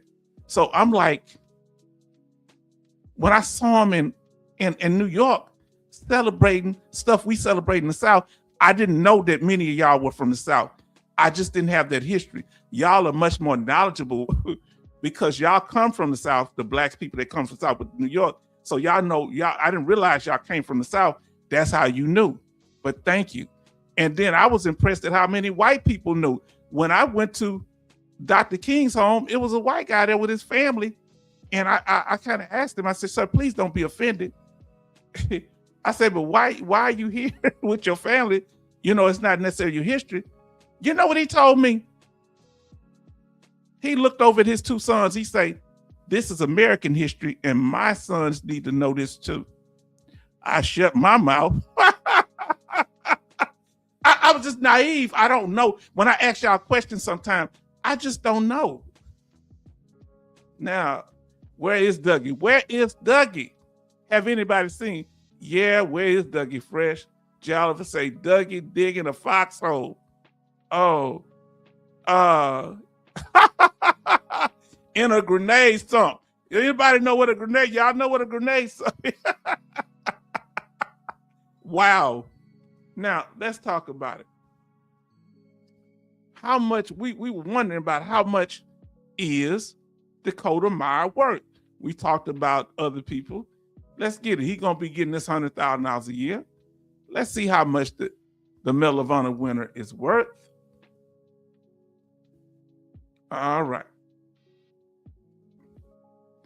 Dakota Meyer, Medal of Honor winner, detailed analysis of our heroes' wealth. So this is an estimate, but Dakota Meyer net worth detailed analysis of the heroes' wealth. And it talks about him. And here it says Dakota Meyer, the Medal of Honor recipient, known for his bravery in Afghanistan conflict. And I don't doubt that, you know, until I hear something different. But when people move certain ways, I do look side-eyed. Now, propose a net worth estimated between 500,000 and 1 million. So that extra $100,000 a year would put him at 600,000 to 1,100,000, 1.1 million. His wealth is a testament to his dedication to serving his country and fellow veterans. Well, why can't our success or compensation be a testament? Why we have to have either or? That's all I'm saying, because I'm not saying taking anything away from this brother, but I'm just telling you, nobody should be comparing us. You understand? Nobody should be comparing. I want to see him have a healthy and wealthy life with his family, his wife. I want this man to be blessed, and all people that are Medal of Honor winners, and but don't down us. Now listen, Betty Bob say, mama from Carolinas and father from Alabama. Well, I learned so much when I was up there back in 2005, Betty Bob's. I didn't realize y'all had soul food places. I went to Sylvia's Soul Food. I said, hold on, they serve soul food like we do back in the South. Not realizing that your family is from there and y'all got the tradition and just took them up there.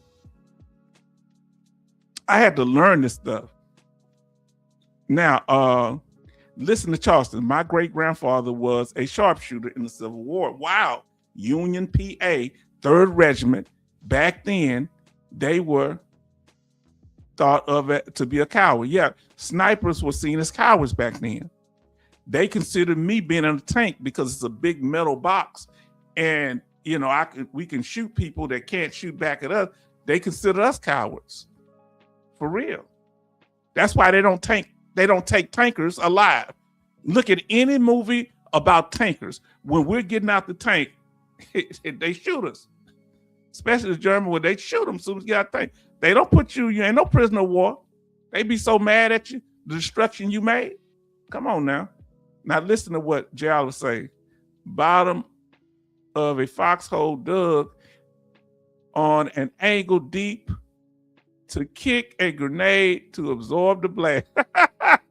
I know what he's saying, but I ain't gonna get into it. Boy, y'all a mess. Now, family, y'all have done such an incredible job. Y'all been incredibly patient. We got some more information to share with you, so please be patient. We ain't got a few more things. We still ain't but an hour and 43 minutes in, but we got some more articles that we want to get to, and we thank you for your patience. At least 2 or 3. Now, here we go with the next one. Here we go, fam, not the jury. Military benefits. This is December 8th. And y'all welcome if y'all would like to come up and talk. I'm back. We got the trolling issue down. If y'all want to come up and talk on the live stream, you're welcome to do so. Okay, when we get to the after party. Trump is coming for veterans benefits. Now, this is according to Health and Social Policy. Who is this? The American Prospect. Ideas, Politics, and Power. Now, listen what this is what they're saying. I'm not saying this to be true. I don't know. I haven't verified it. Administration allies falsely allege that many former soldiers are cheating the system. Now, I don't recall the president saying that. Do y'all recall the president saying that? I'm not gonna say something I don't know, and you may correct me if it's wrong. I'm wrong. On October, okay, disabled veteran and bloggers named Teresa Adrich, who's a former service member, informed about the developments at the Department of Veteran Affairs talking about them cutting back things and stuff. Look at the whole article, because that's kind of a bold statement. Let's see, can we glean something from some of this? We're gonna play some of it, just a little bit of it. We ain't gonna play all of it. Let me pause the music. Let me know if you can hear it.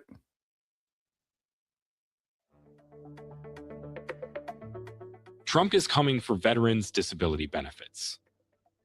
Administration allies falsely allege that many former soldiers are cheating the system. written by Suzanne Gordon. On October 29th, a disabled Navy veteran and blogger named Theresa Aldrich, who keeps other former service members informed about developments at the Department of Veterans Affairs, VA, tuned in to what seemed to be a routine session of the Senate Veterans Affairs Committee, SVAC. The hearing had an innocuous title, Putting Veterans First, and SVAC members invited a panel of witnesses to discuss the question, is the current VA disability system keeping its promise?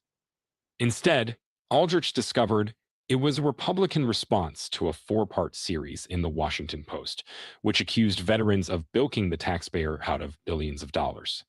Little of the ensuing discussion focused on any needed improvements in the VA disability system, as opposed to just echoing the sensational claims of the Post that there is an epidemic of veterans defrauding.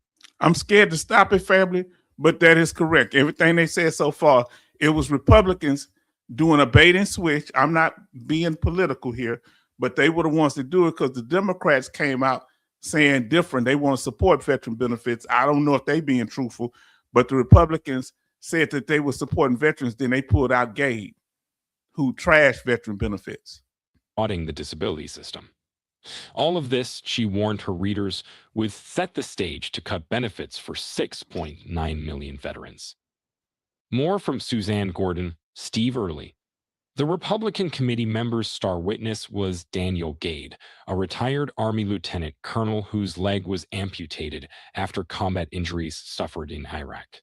The former Department of Veterans Services commissioner from Virginia and failed Republican Senate candidate in the state, co-authored a 2021 book called Wounding Warriors: How Bad Policy is Making Veterans Sicker and Poorer. So he's another one with a vendetta. He did not get elected as a state senator. Was that a state senator or a senator at the federal level? He got a chip on his shoulder. With former Wall Street Journal reporter Daniel Huan. In it, they argued that the flood of new disability claims we have seen over the past 2 decades is not due to 2 decades of forever wars. Instead, they assert the system encourages veterans to be sick, and then we wonder why we have so many sick veterans. VA disability ratings, Gade and Huang insist, have been misapplied to mental health disorders like PTSD. Do you think that PTSD is real? What are they talking about? Chris Kyle had PTSD. Many of us have some form of mental illness. He might have PTSD. I mean, paying them to be sick, this is the ambush. Which have been repeatedly demonstrated to improve with effective therapies. As Gade testified, for too long, you've been told that the best way to care for veterans is to shovel billions of taxpayer dollars into their pockets. This approach has resulted in a veteran class that is sicker, more marginally employed, and more suicidal than ever. He insisted that by paying veterans to be sick, we create more sick veterans, separated from meaningful lives of purpose, and we deepen our suicide crisis. Worse still, he said, the compensation system traps veterans in a disability identity, teaching them to chase a 100% rating as proof of honor. Isn't he trapped in a disability identity, family? He said that this traps us in a disability identity. Huh? You hear this man talking? This is why you got to watch when people lie, regardless of who they are, whether they were injured in combat, are they considered war heroes? Because look at Gade right there.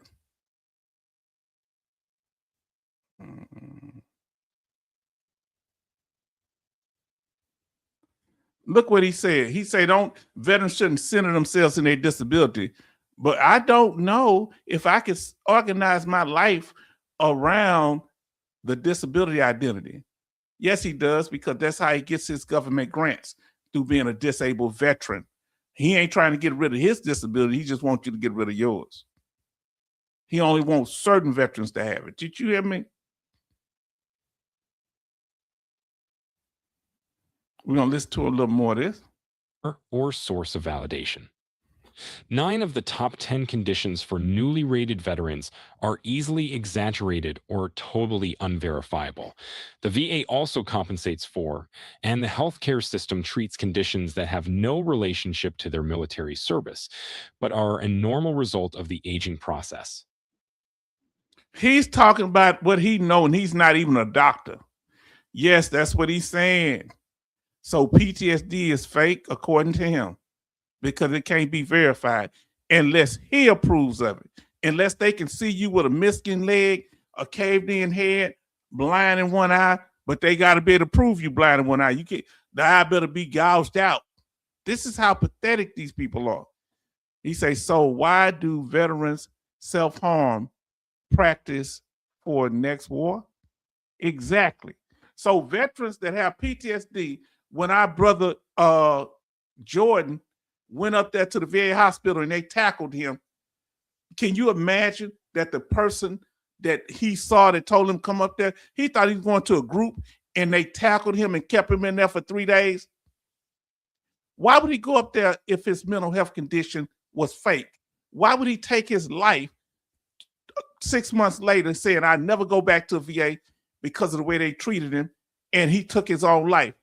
Does that mean that his PTSD was fake? Why would somebody take their own life behind a fake condition? This man is reckless. Gabe lost a congressional race. So he figured a way to prop himself up is by stepping on our back. And could you imagine Lieutenant Colonel Gade, retired, being your congressman or senator, sitting right next to Tuberville? Huh? Could you imagine what they do to us? See, then he'd be really rich then. He already getting government contracts. Gade doesn't recognize as a veteran, but he monetizes one. Woo! Can I read that again? Coasted. Can I read that one more again? Huh? As the rapper said, one more again. Listen, look what our brother Coasted don't talk all the time, but he come hard. Man, you be getting them kidney shots. Boom. Gade doesn't recognize as a veteran, but he monetizes as one. Oh, Coasted, don't sue me. We gonna put that in because I've been wanting to do a special on him. Now we got the quote. Please let me know I can use it, my brother. Listen. Huh? He don't want to be recognized because he said he don't want to be called a veteran. He don't even see himself as a disabled veteran. Did you hear me? He's something else until it's time to collect them coins. Huh?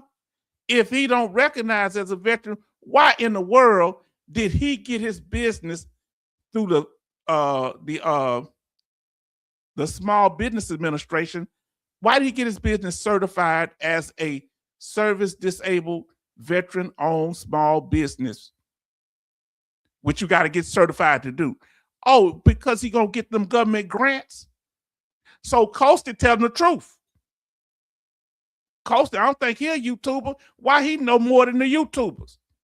Gade does not recognize as a veteran, but he monetizes one right in front of you. Y'all better give some props to Coasted. Look, he put it in words I couldn't do it because I'm not from Massachusetts. Coasted. I'm his cheerleader. Somebody give me some pom-pom. Uh-oh. Say, good one, Coasted. Because I've been wanting to do one on this thumbnail. You just gave me the thumbnail. But you got to prove that, I'm going to do it. You go fuss at him, I'm going to take it down. I'm going to say in the video that it come from you. But, because, man, y'all be, wow. See, competent people attract a competent people, family. Show love, fire, and presence to Coasted. See, family, this is, I've been wanting to express myself. See, this is what I'm trying to tell y'all. I've been wanting to express. I couldn't put it to words, but Coasty did. Did Coasty put it to words? Yeah. He don't want the jacket, but he want the funds. Gay does not recognize as a veteran, but he monetized as one. Woo! You spitting hot fire. And that's a good thing, Coasty. Look, black Southern, humor. I ain't talking about burning nothing down. You're not a dragon, I know. He said, H-Town, I know what you talking about. You know what I'm doing. You know how sometimes we as black people be cutting up. Show some love to Coasty. Coasty broke it down. Now, what could Gage say to that? Coasty started it. Now, what if Gage is listening to you saying that about him, Coasty? Huh? He said, who is this Coasty? He might see you in the town hall or want to fuss at you, might go on a live stream and try to drag you. And you welcome to say how you feel about it here, because this is your platform, brother, to express yourself.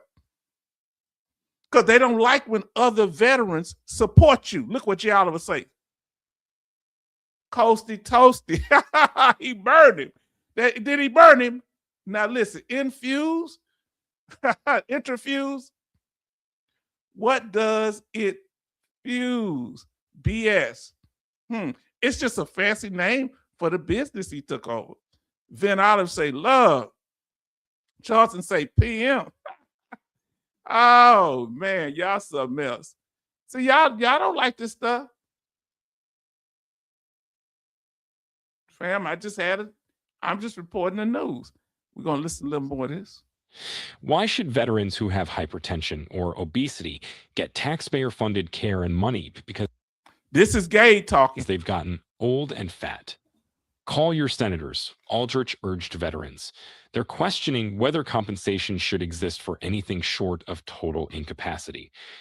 Yeah, you got to be totally incapacitated, don't know where you at. And let me tell you something about that. If you're in a place where you have to stay at the VA all the time, are you listening to me? That's what they want. That means if you're at the VA hospital, there's some don't ever leave from up there.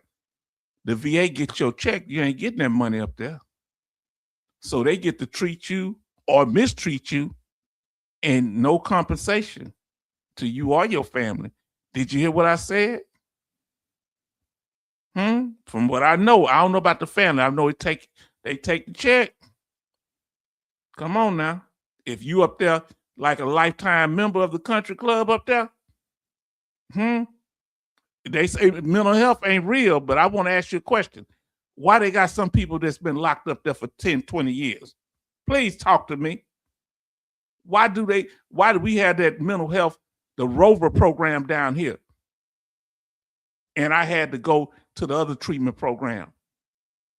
People have mental health problems. I'm one of them. And they're using a decorated, disabled veteran to sell it. Opening salvo. Aldrich is correct. This is a second front in the conservative. They're using Gade as a disabled veteran to sell his story. War on the Department of Veterans Affairs, the second largest federal agency. As The Prospect has reported in detail, over the past decade, Republicans in Congress have been fighting, and too often winning on their first front, namely the campaign to privatize the VA, run Veterans Health Administration, VHA. Until now, however, the Veterans Disability System operated by the Veterans Benefits Administration, VBA, has been a sacred cow for politicians of all stripes on Capitol Hill. And I'm surprised it would be Republicans, because it seemed like the Republicans were the ones promoting our benefits the most. And what they mean by privatize, just like they privatize prisons. Listen to me. So they get us to go to the private sector and privatize everything. And then that's being them winging us and cutting us off, because it ain't going to be that many VA hospitals no more.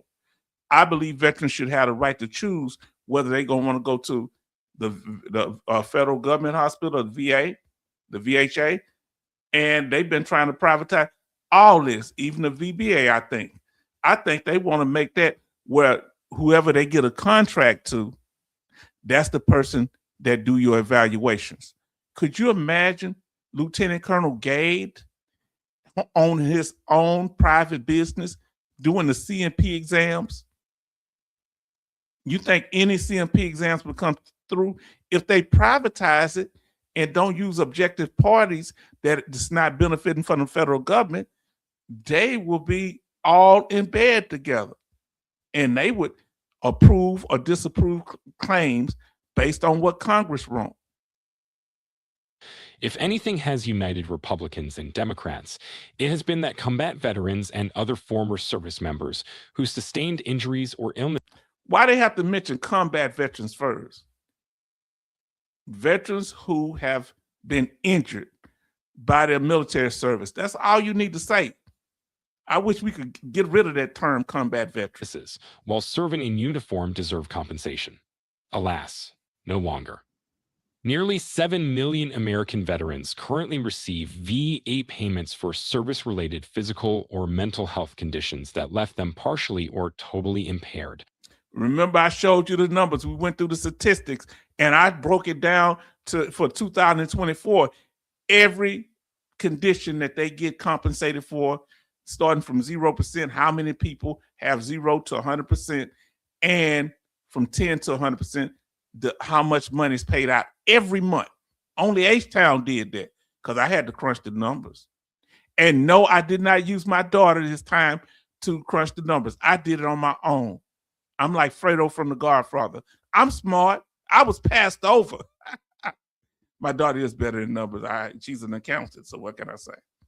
But, you know, I'm sensitive. Among them are 1.3 million men and women who served in Iraq and Afghanistan. In FY 2025, their total compensation and pensions was $195 billion. For decades now, the Republican Party has schemed to destroy welfare programs to free up budget headroom for tax cuts for the rich, most recently taking an axe to Medicaid in the Big Beautiful Bill.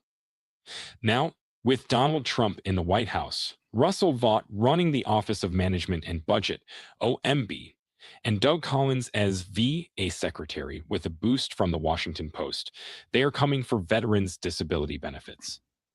Preparing the attack. Now, we're going to stop there. We're going to go over this whole thing, but we're going to stop there. I might show a little more, but they say, Doug Collins, they see our benefits as welfare.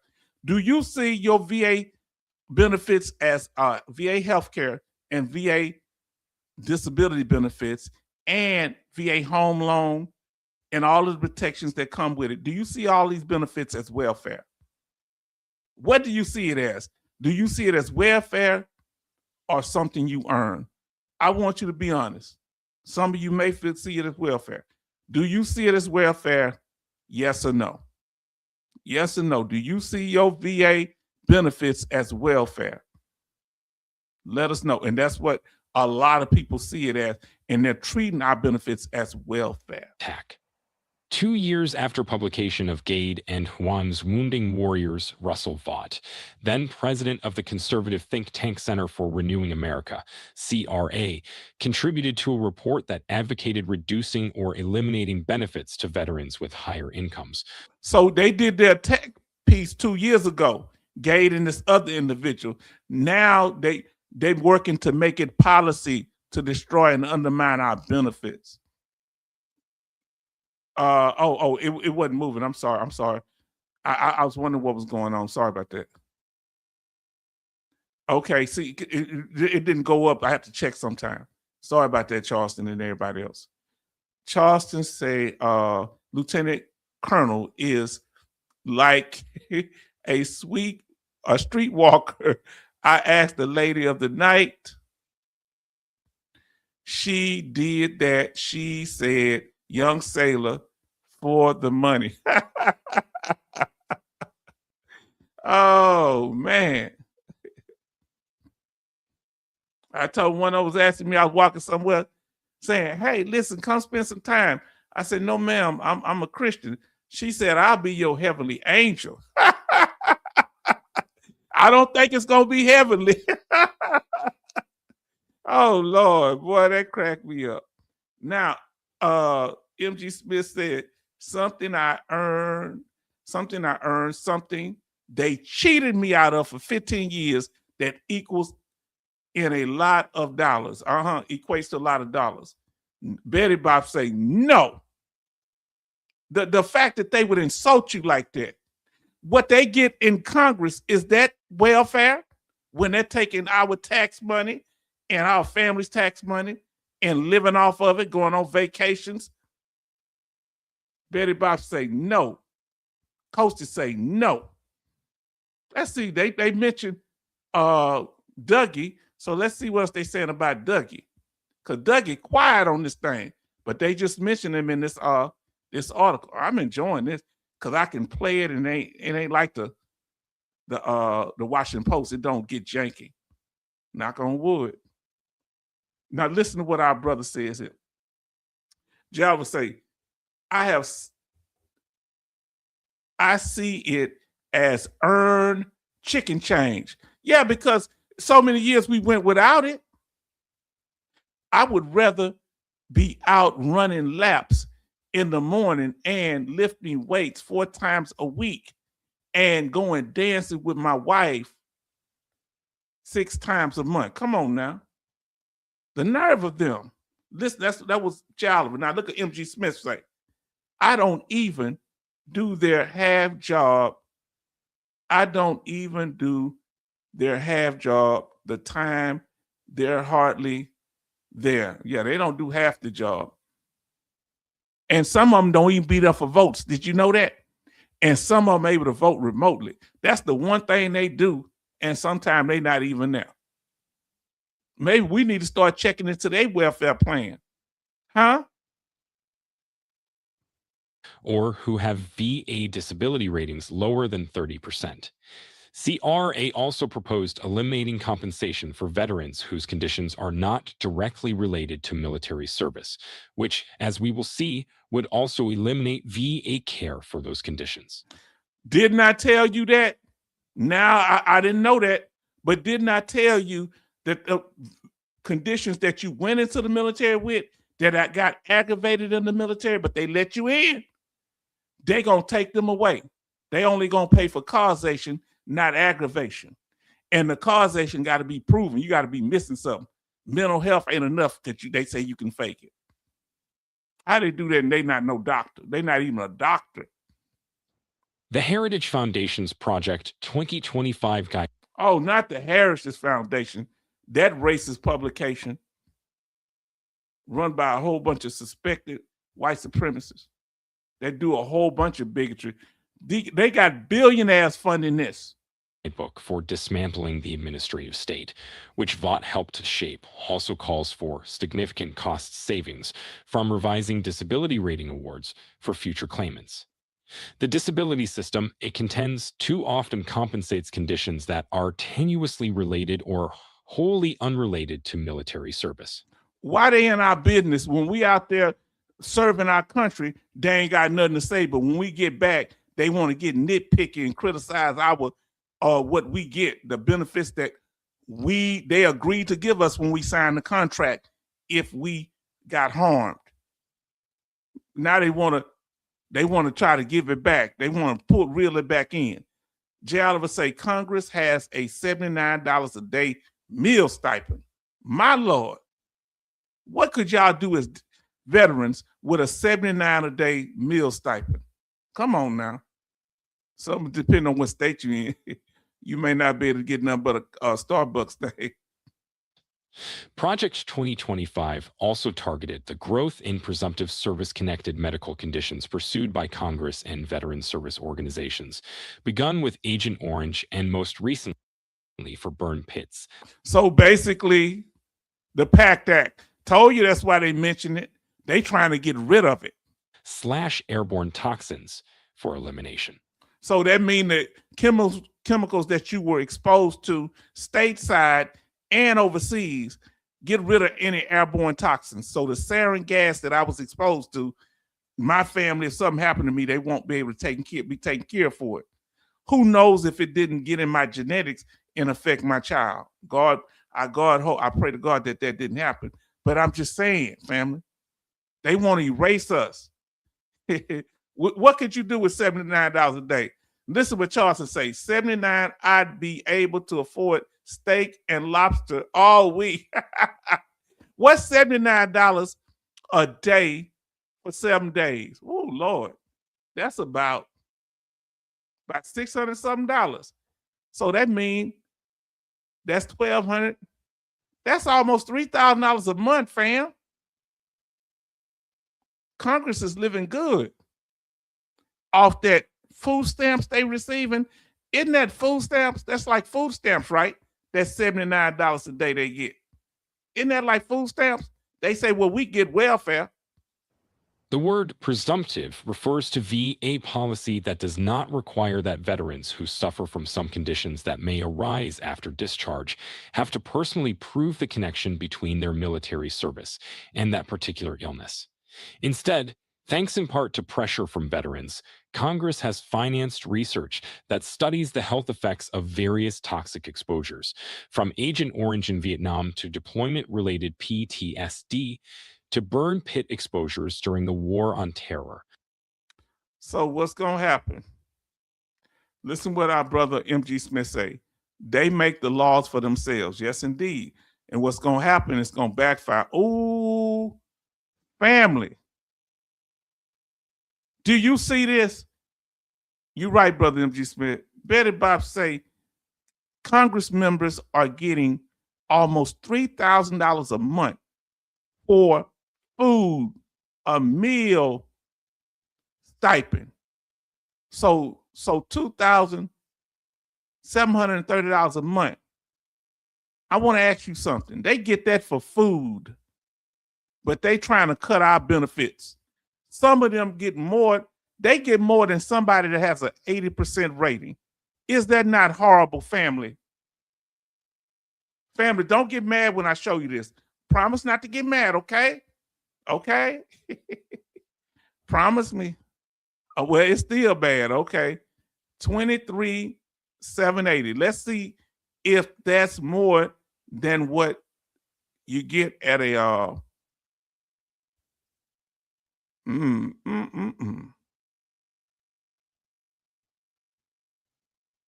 Let's see.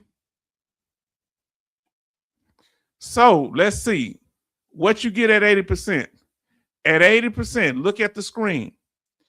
A veteran with an 80% disabled veteran get $2,102.15 a month. Look what Congress gets, $2,370 a month just as a food stipend.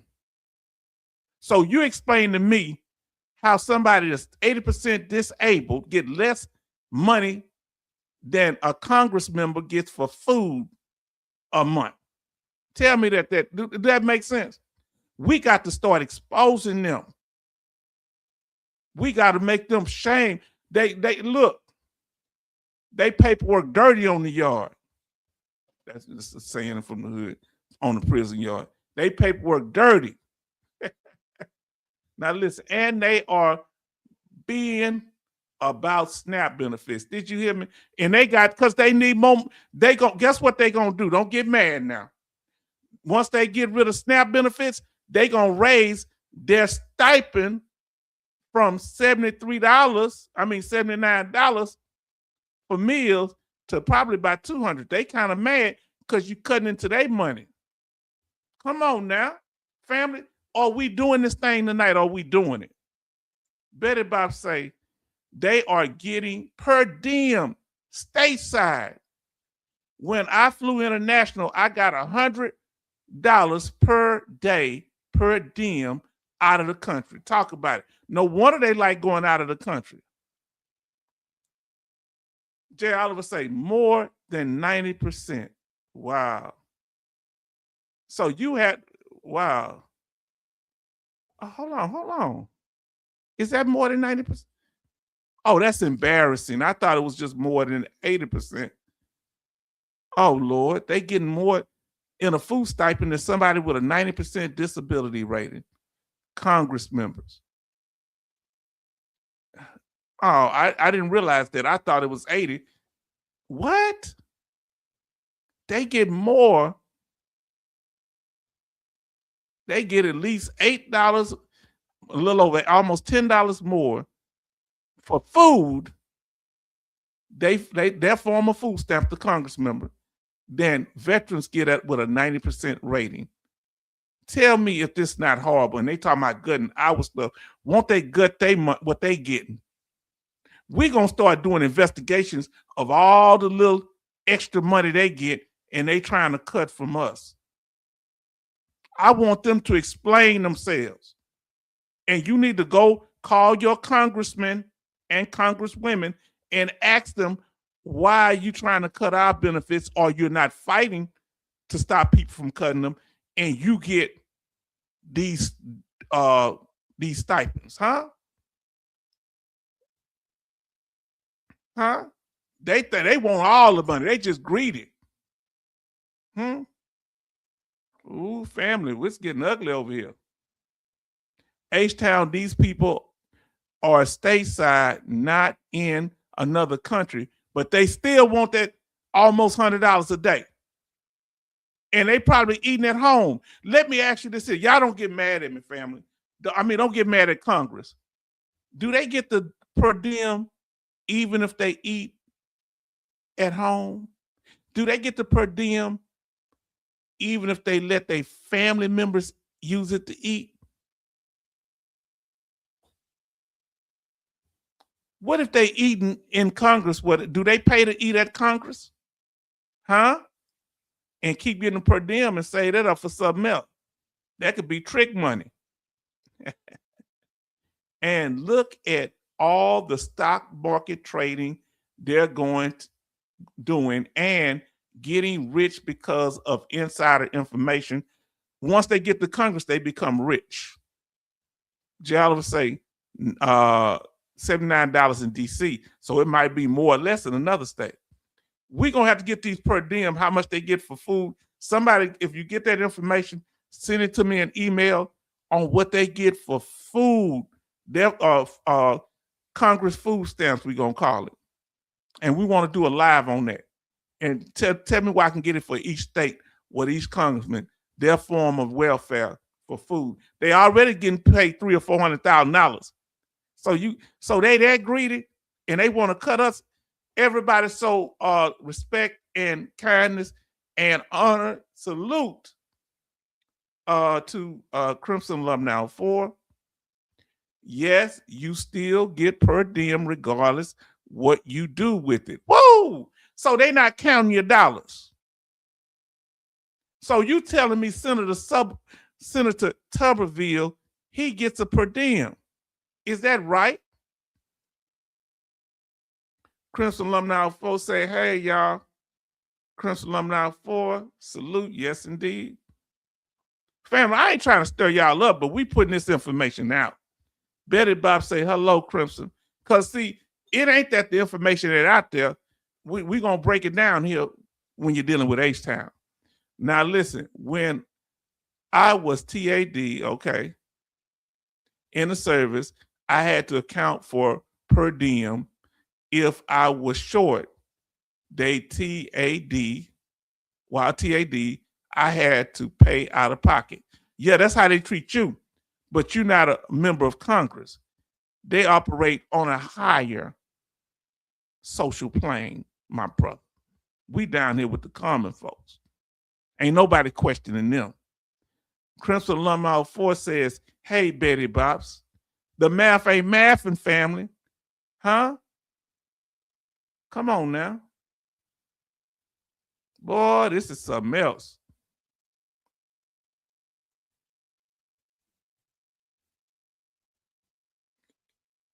Everybody say hi to Crimson. We in family. This don't stop. This stuff getting gooder and gooder, as the old Southern preacher would say.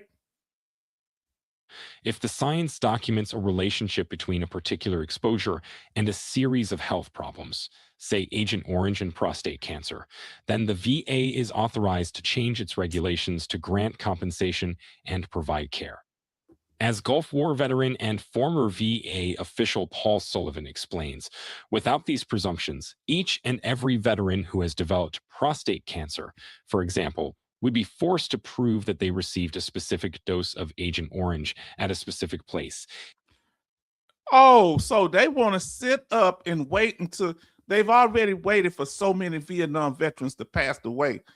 So they want to get away with presumptive and just say, hey, you know what? You got to prove it. How you going to prove it is how long ago was the Vietnam War? I'm almost 60 years old. So guess what? That means what proof do a lot of Vietnam veterans have? Come on now. When they were getting exposed to it, many of them didn't know they were getting exposed to it. They just noticed the after effect. One of my twins in my neighborhood, one of them was named Roy. I think Roy the one went to Vietnam. Both twins didn't go. His skin started peeling off. He was dark skinned, but it started peeling out pale. All his pigments started peeling off. And he passed away in his 50s, I think. And they took his benefits because he stopped going to the treatment, knocked him down from 100%. He went back and they gave it back. What does that man have to prove? Now, coaches say they're eating good in the neighborhood. Woo! Man, y'all are giving me content here. I got to play this back. Y'all know my daughter, my daughter be tripping. Dad, you just sit up and just be watching yourself talk. Now, I'm looking at the whole thing because I don't catch everything. I'm going to tell y'all, fam. Now, when you a civilian, they do not question how you spend it. So they don't criticize them. It is a flat rate they are given for per diem. Okay. Now listen here. Oh, Lord. See, now we following the numbers. We following the money. Since they want to come at our money, listen what Jay Oliver says. $170, 170,000 regular congressmen, 193,000 a year for mid, and major leader 223,000 Speaker of the House. And remember, most of them become millionaires once they become a congressman. So it's a whole bunch of money coming from somewhere else under that table, hypothetically speaking. All right. Betty says 16 likes and 14 watching. Crimson. And it says serve and turf every day for special uppity US UPS. Yes, indeed. Come on, fam. Now let's see. This is getting good. I want to play a little more of this here. And that came right on time, fam. I want to hear a little more of this. At a specific time during military service, and this would have to be confirmed by military records and a medical opinion specific to that veteran. These hard-won presumptions are critical to veterans whose illnesses or conditions may not show up for years, even decades after they leave the military. Jeff Roy is a 77-year-old Marine veteran who served in Vietnam between 1968 and 1969, where he was repeatedly exposed to Agent Orange. More than 5 decades later, he was diagnosed with prostate cancer. How, Roy asks, after 50 years could I even prove that I was in places, much less at a specific time when I received a specific dose of Agent Orange? As we shall see below, even with presumptive conditions, there can be disputes with the VA about processing claims, which is why there are not only VBA claims processors, but a VA Board of Veterans Appeals, and even a U.S. Court of Veterans Appeals, which operate outside the Virginia. The post critique. Outside the VA, they meant to say. So he misspoke. He meant outside the VA because VA can stand for Virginia too. So that the AI kind of misspoke. Now listen. So even with presumptive, have you ever had any problems where even if you qualify for presumptive, they still gave you some pushback? Let us know, family. And I want to thank Benny because he's the one say, H-Town, I'd like to see your face up here. When we first started out, he says, H-Town, when you're doing it, I want to see your face because I just want to have the slides up, so I'll show y'all who I am. I was turning that fan on his high. That's why I went away. Man, what's really going on here? In October, Washington Post reporters published the 4 articles, accompanied by 2 YouTube videos, to which Aldrich referred in her post.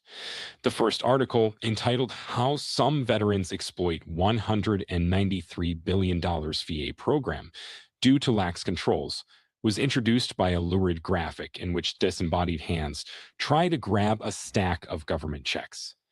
The writers then claimed that veterans are swamping the system with frivolous claims for problems like migraines, tinnitus, as well as those that are impossible to verify, like chronic pain and PTSD.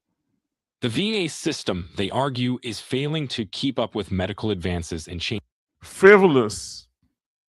They use words like frivolous to describe our benefits. Why isn't the Washington Post investigating these stipends, these food stipends that Congress get that they don't need? They already make over $200,000 and they have all other kind of perks. And we have a limited amount of money we get from the VA, and that is scrutinized. Why aren't these newspapers going after Congress? Oh, that many of them got federal contracts. I'm sorry. Changes in the workplace. The current VA disability system was designed 80 years ago to provide a safety net for unemployable veterans wounded or injured during World II. Today, the vast majority of disabled veterans under age 65 still work and collect paychecks from full-time jobs, records show. Yeah, so you hear that? Now listen, they say most veterans work anyway that receive disability. Now listen to that. Exploit $193 billion VA program due to lax controls was introduced by a lurid graphic in which disembodied hands try to grab a stack of government checks.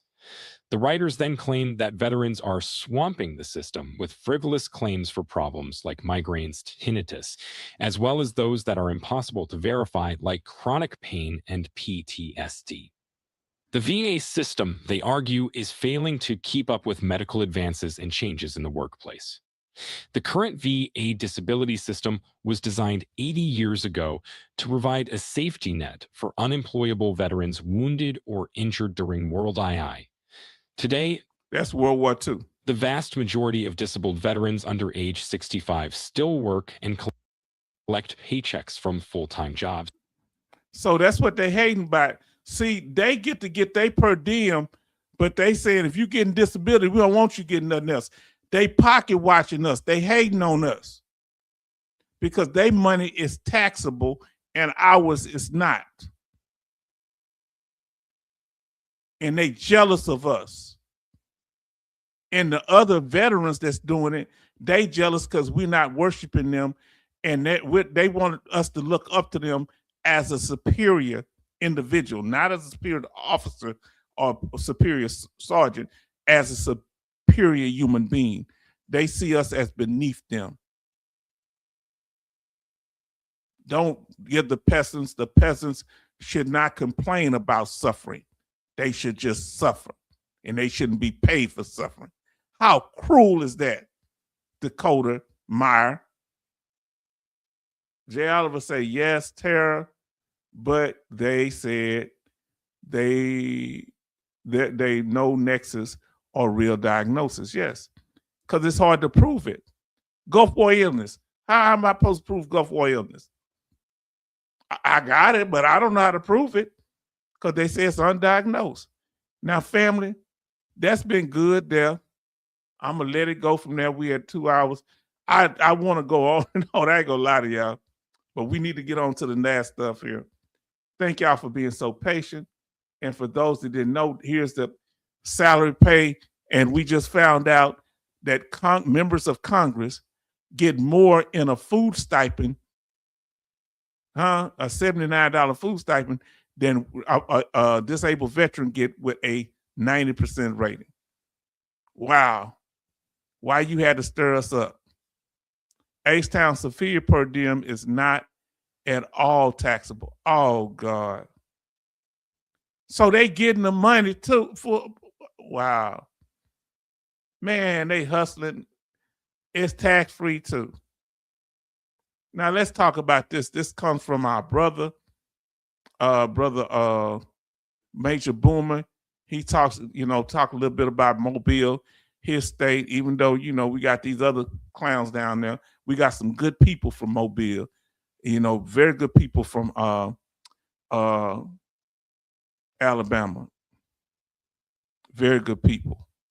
Love the people and the culture of Alabama. Let me see here.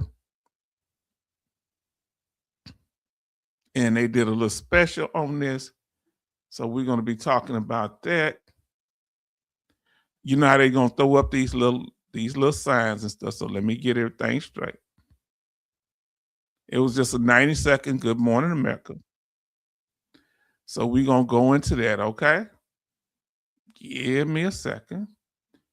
So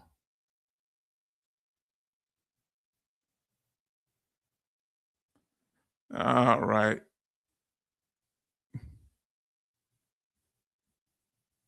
All right, let me pull it back and I can do the fair use here. Okay. Fair use family. Oh, where's Dougie? Fair use, this is for informative and educational purposes only, to let you know, and us veterans and members, we're going to show this clip. And it's I think Good Morning America here. They going into Alabama. They did it week by week, 50 weeks. They talk about the 50 states. I'm gonna have to check this out, what they said about the other states.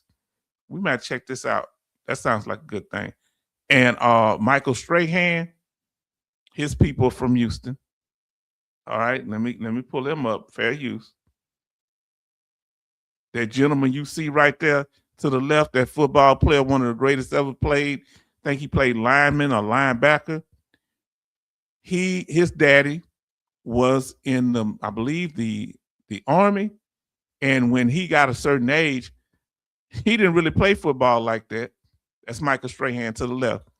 He got a certain age. His daddy sent him back when he got to high school, and sent him back to Houston here because, you know, daddy from Houston just went in the military.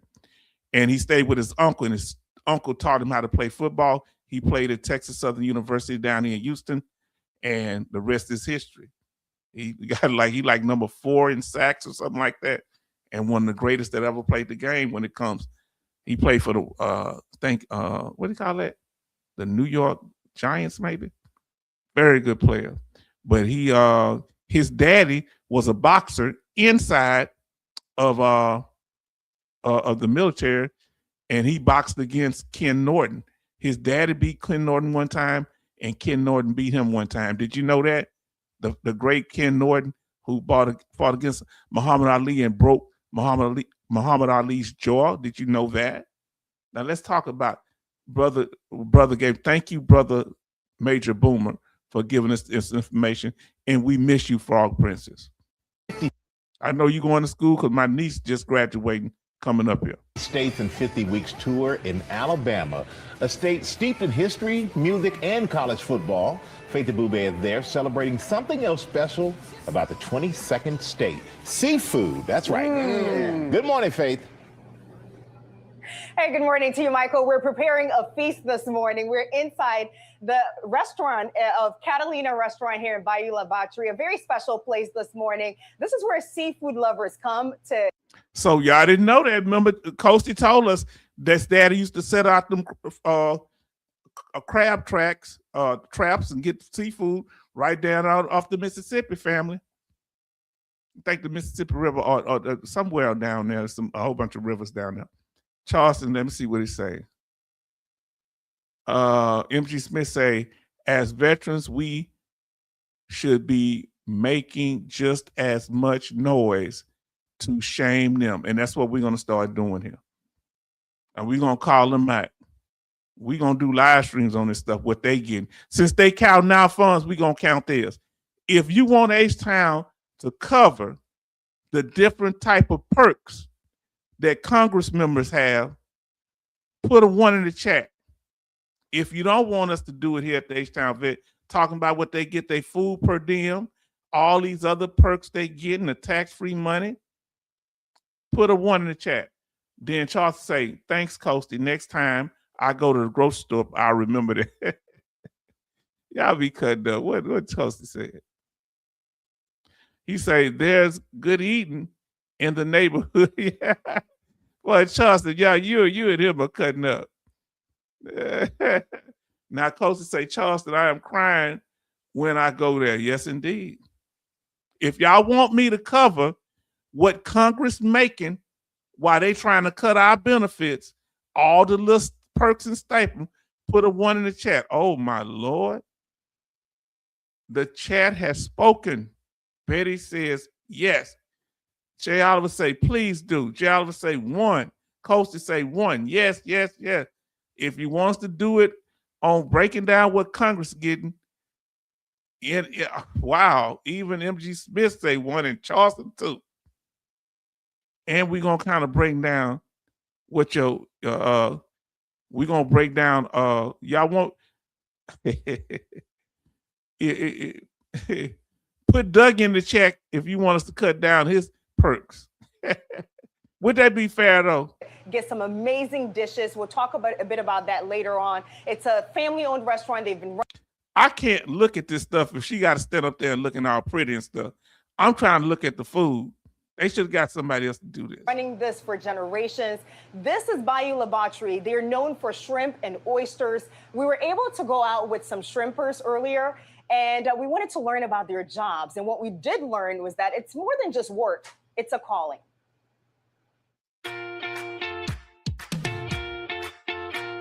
For Patrick Gormandy, we work the edges of Mobile Ship Channel. His office is a shrimp boat, working alongside his brother-in-law and nephew. Nothing. Jellyfish. Yep. This is real shrimping right here. Here on the shores of Mobile Bay, fresh seafood is a way of life. It's the way that people made a livelihood off of the bay, Mobile Bay, for many, many generations. And it's very vital to keep that heritage going here. When you've had a shrimp out of Mobile Bay, it tastes different than anything you could ever get at a restaurant. Especially in the coastal town of Fairhope, once the home of Arthur Winston Groom, who wrote Forrest Gump. See, that's what the guy that wrote Forrest Gump, he's from there. Huh? Listen, say, don't make Dougie a victim. He'll get mad. Huh? Is that a victim? He shouldn't get paid for suffering, should he? Oh, Lord. Charleston, you be at it. Jay Oliver say, including the $34,000 stipend for housing outside of their home-based residence. Good Lord. Man, it must be nice. Should they give us something for housing as disabled veterans if we own a home? Gump shrimp. It's a household name. Patrick and his wife, I love Forrest Gump. Now, that's one of my favorite movies of all time. The Thing, 1982, Forrest Gump, and I can't think of the other one right now. Kathy have been running their own shrimping business since 2017. Look at her go. Honoring a family legacy in the maritime profession. And we named it Heritage Seafood as a tribute to my father, who got me into the business. It's not just a career, but you really have to love it because it's hard work. It is. You know, he's trying to make me cry because I know his father must may have passed away. You need to stop trying to make somebody cry. Appreciate it, you know. That not an easy way to make a living. Heritage Seafood offering a unique service at the docks. Shrimp sold fresh off the boat directly to the public. That's how I buy them. That we get to nourish families that they. We go down to Kemah down here and buy them fresh off the boat. Crabs, you can get crabs, different stuff. Trust us to take care of their food for them. That's probably the best part of the job. The Gormandys cultivating a loyal and dedicated following. Patrick has gotten a lot of notoriety. It's almost like a little bit like an opening day to a sporting event. Customers eager to take home some of the haul. This whole parking lot will be completely full. Yeah, just with packed. People waiting in lines with coolers. For me and for my family, I think it's really important to know. If you've ever peeled shrimp, put the word shrimp in the chat, or emoji, put a shrimp emoji in the chat. If you've ever peeled shrimp before. Where your food comes from. Heritage Seafood, now a staple in the community. I told my wife, I said, I want to build a following. I want to be their fisherman. I want people to say, I have a guy. And I've always said I'd like to get another boat. And at this rate, we might need one. Let me tell you this here. He say, I hear they get a security detail. Yeah, they do. Oh, let me finish this at 150. Okay, listen. I know, I move around. I know some people listen to me. So listen to me. And I ride through a neighborhood and, dealing with somebody I knew. And I was asking, hey, who live there? Bill Paxton, the Attorney General of Texas. He had the reason I asked him because he had his own state trooper, or it was some kind of sheriff, parked in front of his house every night to protect him. And he's a state attorney general. Can you believe that? That's the one that went after Bill Paxton. I think his name Bill Paxton. Something Paxton. He went after the guy from down there in Austin. What's that veteran guy name? VA Claim Insider. And he ain't stopped doing nothing. He's still, hey guys, I'm over here. Now, yes, he had a security detail. So a lot of them, Jay Oliver say shrimp. Y'all don't know. Shrimp, that's what we call it in the South. Betty Bob say shrimp. So y'all peel shrimp before. I peel shrimp and crab. Shrimp, that's my favorite popcorn. Shrimp, deep fried. Shrimp, love it. Can't get enough of it. MG Smith say he like Bubba. I like boiled shrimp, sauteed shrimp, fried shrimp. Huh? Boiled shrimp. I think I said everything. Remember that movie? You got to go see Saving Private Ryan. Not Saving Private Ryan. What's called?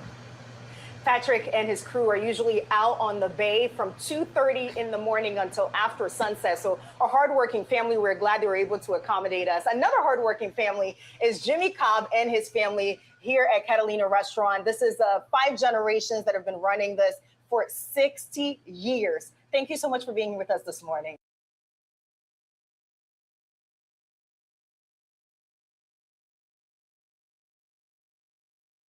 I take back the statement I made about the lady, the news reporter here, looked like she got a wedding ring on. So I take it back, sir. I mean nothing disrespectful to your wife other than she is pretty. I apologize. Well, Good Morning America for being with us. We're proud to have you. And we're happy to be here. Tell us a little bit about the feast you have prepared for us here. Okay, we have our butterfly fantail shrimp, big seller. We got a crab meat au gratin made with lump crab meat.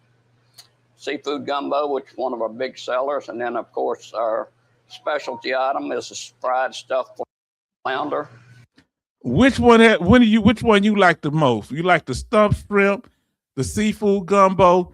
I don't like rice in my seafood gumbo. I'm going to be honest with you.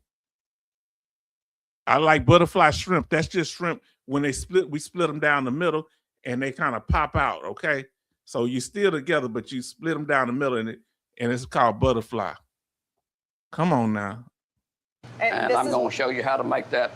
And this is what you order if you have a birthday, an anniversary, just a special occasion flounder. Show me how to make it. Okay, you ready? Yes. Okay, I've got the flounder already prepared and split. Okay. We're going to take and put it into the milk. Okay. Make sure it's drenched. Make sure it's drenched good. And while we're battering, go ahead and tell me a little bit about the history here and why so many people love coming here. Okay, well, as you know, we been in 60 years, but we was 1 mile down the road until Hurricane Katrina knocked us out in 2005. And we just got in this location 10 years ago, so we've been here 10 years. And what is it about this place that people love so much? Well, it's family. They're not only customers to us, they're just about family also. So they just keep returning. And we also have a lot of tourists come through on their way to I love being from the South. I ain't gonna lie to y'all. Dolphin Island. And then we have Mardi Gras in Mobile, just a few minutes away, you know, so. And I was asking you earlier, this is the part where you add the crab, but you said no. No, I drop it first and then put the crab. All right, so we're going to lower it slowly into the oil. Right. That way you don't mess up And there we go, and you just let it cook for about 4 minutes, you said? About 4 or 5 minutes, And then depending on the size of the fish. Right, and you just Now my uncle just throw them in there; they be just good. But that's keep the fly on and not washing away. Take it out, stuff it with a crab, and it's ready to serve. Right. I'm going down now. Right into the, I'll put it right into the fish in the fryer. Yeah. All right, we'll keep that cooking. And actually, we met some of the employees here. They've been working here for about 40 years. This is a special community. We actually have a group in the next door, or in the next room rather, waiting for us to celebrate Alabama some more. We'll have more on that coming up in just a little bit. Guys, back to you. That looks so good. Yeah, she do look like she can cook.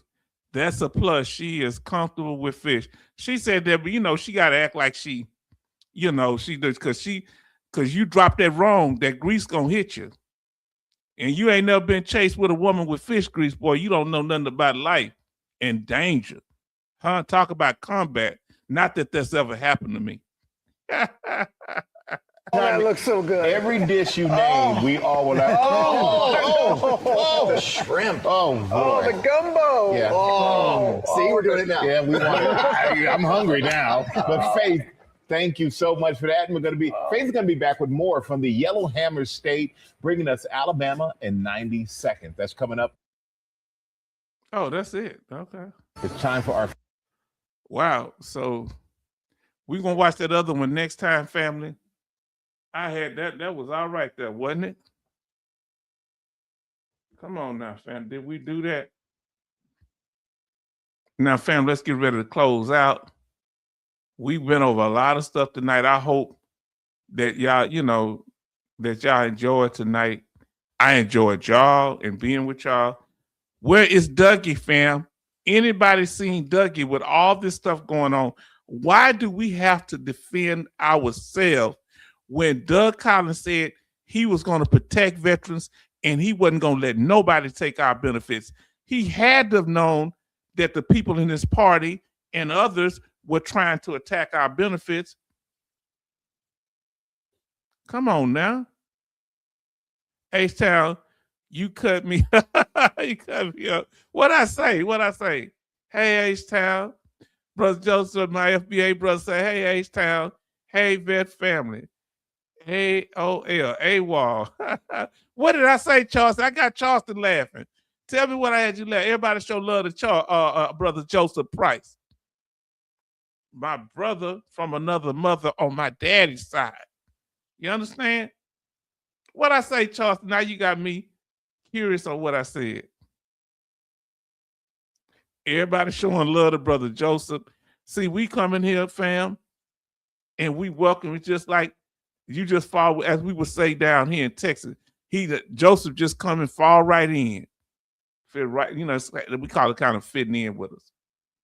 Fam, did we do it tonight? Somebody tell me what did I say was so funny? I gotta know, Brother Charleston.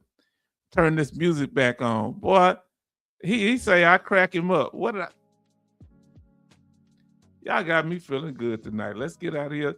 So about our channel, fam. Everybody showing love to our brother, Joseph Price. Now about our channel, fam.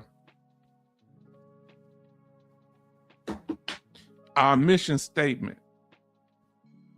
Here, we're first of all meant to be informative. Whether we have live streams or not, we're meant to. Oh, oh yeah, that's a Southern thing, boy. Ain't nothing to play. Ain't nothing to play with in the South. The women can cook with that fish grease, but they know how to throw it too. You see how quiet Betty Bops is. She know about that hot fish grease, huh? Hot fish grease will make you come home early to avoid it, huh? Yes, indeed. Man, y'all don't know. I'm not condoning any type of violence. I'm just telling you part of what it is now. Everybody speaking? Yeah, okay. Yes, indeed. Yeah, fish grease will make you a believer. You say love to the room for Brother Joseph. See how that Brother Joseph Price, how that makes us feel when we acknowledge each other, support each other. Family, this is important. This is what H-Town is all about. Us. Now listen to Betty Bob. Grease, grits, boiling water, frying pan is not only for frying. Do you hear it? Let me tell you something. What she said, do you understand? She from the South. She ain't just from New York. Don't you fool yourself. You see how quick she went to that? Everything she said is true. You hear me? Huh? Because grits stick. Grits stick like glue. Hot fish grease. Hot grits. My Lord. I'm not saying nobody ever threw none at me. I'm just saying. Now, informative, interactive, respectful, transparent, protective, and troll-free. Do we do a pretty good job in trying to keep to our mission statement? I hope we do, family. Y'all let us know. And our regular scheduled live streams will be on Sunday and Thursdays at 6 p.m. Central Time. If there's any special news, excuse me, or we'll do that on a Tuesday, unless it's really breaking news, we'll do it on the same day. Thank you for that advice on that, Betty Bobs. No, I knew it was coming. Grits made Al Green stop singing R&B and sing gospel. Yes, indeed. A woman did throw hot grits on him. Yes, indeed. And Al Green he's a pastor now. Been a pastor for years. Listen, with militaries, everything is a weapon, especially big spoons, metal and wooden. Big is this grandma's spoon passed down from generations. And I wonder how many dents that spoon has in it. Huh? See, what y'all don't understand, in the South, we handled our own business, and sometimes husband and wife had disagreement back in the day. You understand? I'm telling you truth. The children, they send somewhere else, and they handle their little business, and they come back, bring the kids home, and that's it. Sometimes be a little disagreement. You understand? This real talk now. Now, Charles say, thanks, H-Town. I feel better, though. I was only one that was mad about this Congress. I'm mad too. You're gonna get mad because we're gonna go in a deep dive into this stuff. So for those of you, how to contact us. Contact us at on our email, htownvetnorthside@gmail.com. You can also contact us at our website. You can chat us a public chat there, but I got the comments turned off, so you probably can't do it because of the trolling they was doing, saying all kind of stuff, hurting H-Town feelings. They hurting now. Once I started blocking their channels, they can calm down, but that don't mean they won't come back. Now, then we have our Cash App if you want to donate, and our PayPal. And it's right behind me too, family, because people sometimes ask where it's at. That's it, right behind me. Right there, that's the Cash App. Okay? H-Town Vet Northside, capitalize the H, T, V, and N. Why Northside? I'm from the North Side. H-Town Fifth Ward in the Northeast Side. I'm hood, so we call it the North Side. Let us make it. Now, Betty Bob said, Charleston, I am highly upset, cursing like a sailor from the Bronx, Congress. Wow, yes. Family, y'all gonna be upset because as they pick on us, since they want to pull us out there, we're gonna make them very unpopular, because I hope other people that are not veterans come out and say, hold on, they're picking on veterans, but they getting this? Because a lot of people don't know. So send me articles on what kind of stipends they get. H-Town, you making yourself a target. I'm a disabled veteran and a black man in America. I'm already a target. I wake up a target. That don't mean nothing. We are veterans, disabled, and they're attacking all of us. We got to stand together or we'll fall separate. They'll pick us off like a sniper, one by one, fam. And we got to stand up. We thought we just mind our business, keep a low profile. No, they out there, they got our names out in the street.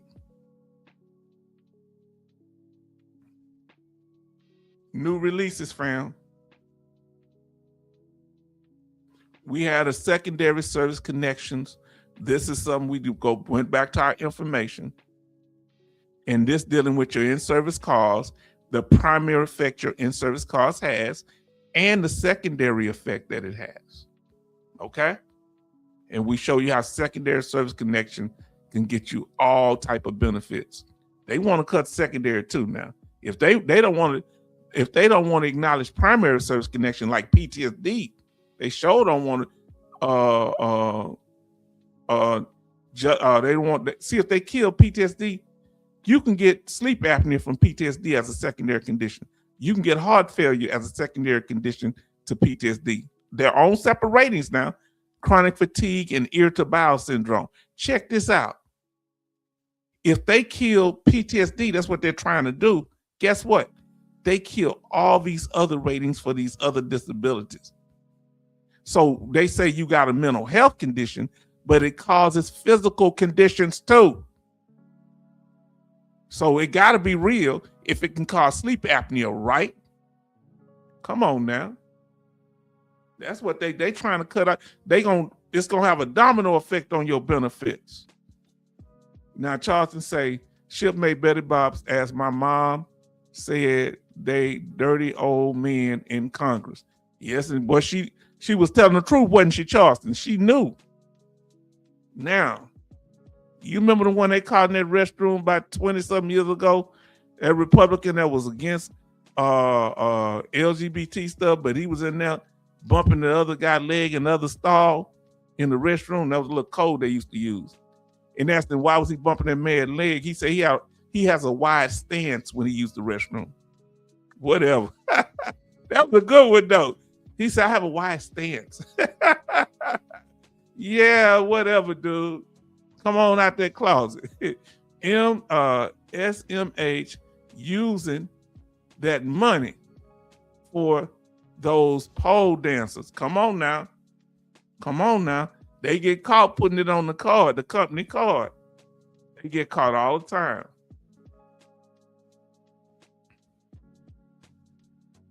Now, we talked about this. Go back to watch the other video.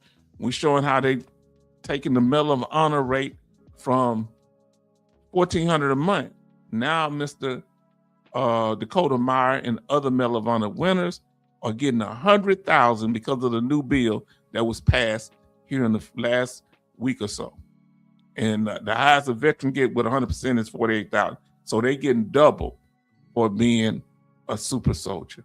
But there are some that earned it. I don't have no problem, but you should respect us. They're not nitpicking them. They didn't even need a study. They didn't criticize whether they should get it. They gave it to them. Our stuff is documented by medical records. As I showed you tonight, some people in these combat zones lie about what they did. It's just a fact. And some of the stuff they did, some they may have done. But if they're catching a lie or two, it makes me wonder if anything you said is true.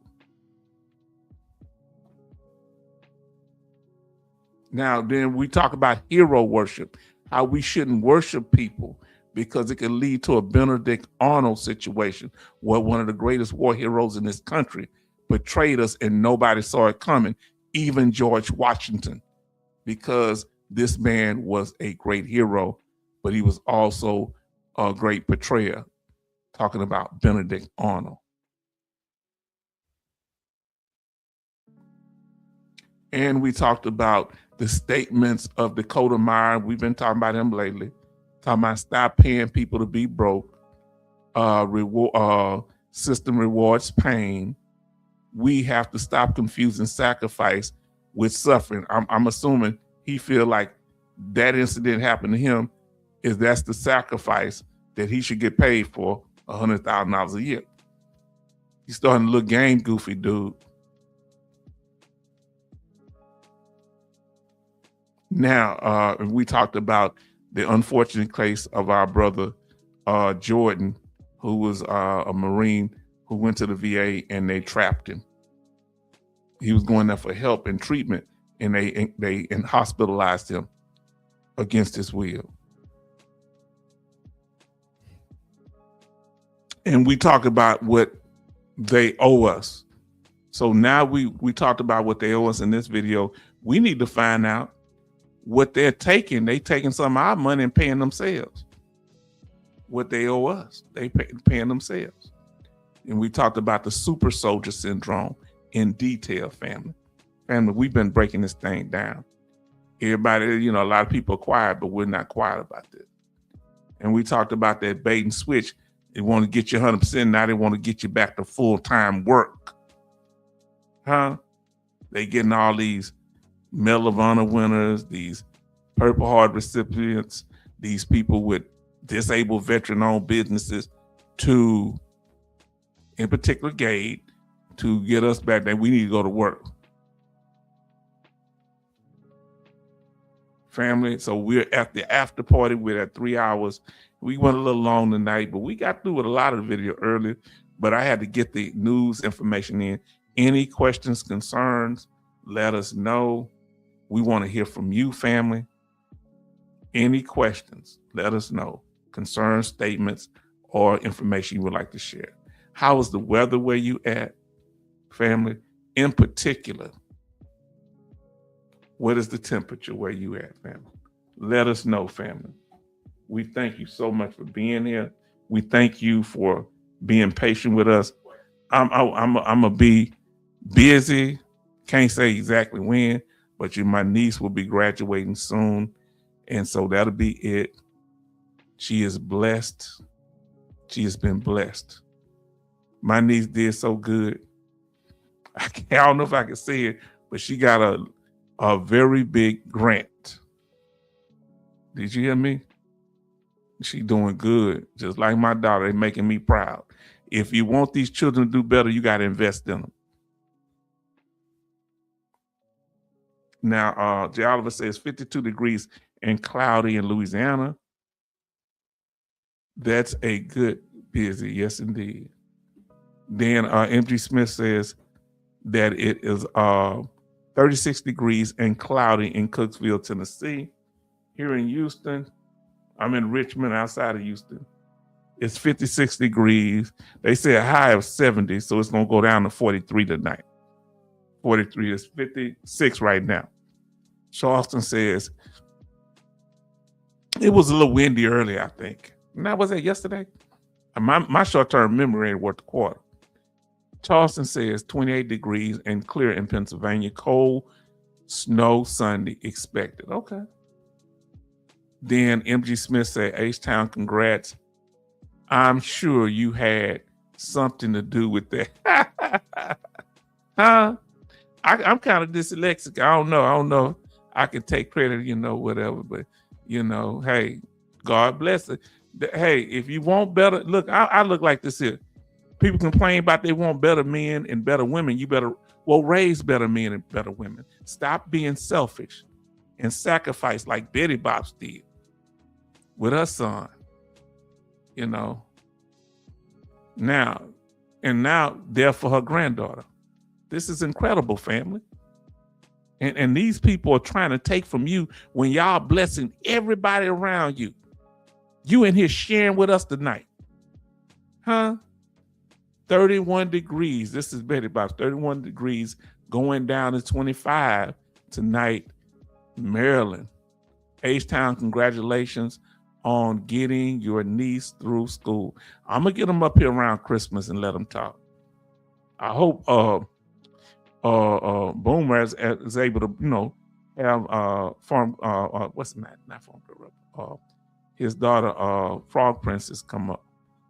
That's his daughter. We didn't know that at first. Because one day he said, I got to tell you something. I said, oh boy. I said, what's wrong? I thought he was mad at me. He said, Frog Princess is my daughter, and she stays up here to watch me to make sure I interact with other veterans. I said, who? I thought I owed him some money or something. I got nervous. I said, do I know him from somewhere? I did go through Mobile a few times. I thought I owed Major Boomer some money. I was like, oh yeah, brother, that's good. That's okay. All right. Wow. What a relief. Family, thank y'all. And let's say our final goodbyes, unless you have something that you want to say. Coasty, thank you for being here. Those 2 sharp statements, we're going to you said 2 things that we got 2 live streams off of. And we thank you, Betty Box, for all the information that we were able to cover tonight. More people coming in here now than what's in there before. Thank you. As you come into the room, we want to welcome you here. I am the H-Town vet, and we want to welcome you. Welcome here. And if you'd like to say something, we would love to greet you and let you know you're welcome to the family. Now, MG Smith says, we thank God for him and his contribution. Charleston, his witty humor, telling us about his grandfather, I believe it was, and his family. And I thank you so much for all that you do and how you're able to break things down. And you shared a few things tonight that I was not aware of. And I thank you for that. We help each other. And Jay Oliver, thank you. You and MG Smith be at it, bringing that knowledge and giving a different perspective on things. Thank you so much. Then we have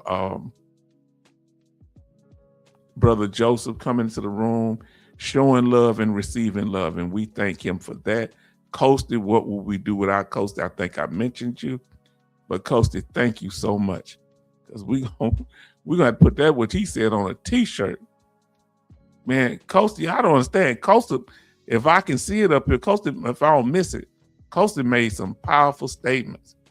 When you gonna cook that gumbo, Betty? Oh, did I call out? Mm-hmm. We thank y'all. We appreciate you. We respect you and we value, because y'all had like 15 chats before I could even start. Family, y'all was at it. Crimson Alumni 04, salute our officer member in here. Wasn't listed, I believe, then became an officer. Thank you for representing our officer class well. Now, I'm looking for Vin Olive now, because Vin Olive came in there, was all there it is. Vin Olive with the love. Thank you so much, Vin Olive. See, family, we center you. This is veteran centered, huh? That's why we say it's interactive. If I tell you it's a hit, then that's just what it is. You understand? When I tell you something we gonna do, that's what we do. I ain't gonna give you no bait and switch. You are important here. That's why we block trolls, drag trolls. Benny's in the house. Thank God for him. And we want to thank God for Josie for the $50 donation last week, and Alaskan Ice for the $20 donation. Isn't that amazing? People be watching, and they, they be moving around. Sometimes people moving around, but they still take time. Remember, one brother called us. He was on a cruise. He was in the chat. Betty Bob said she was the first one in. Said, H-Town, good evening. Hope you enjoyed your week. Hello, family shipmates. Yes. First one in was Betty Bob's. Now let's see what we have. Did I miss anything?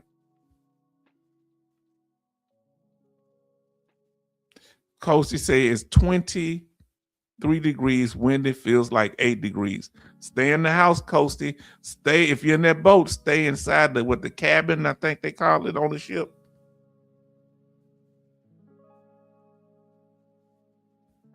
My daughter let me know when she's gonna be on her way.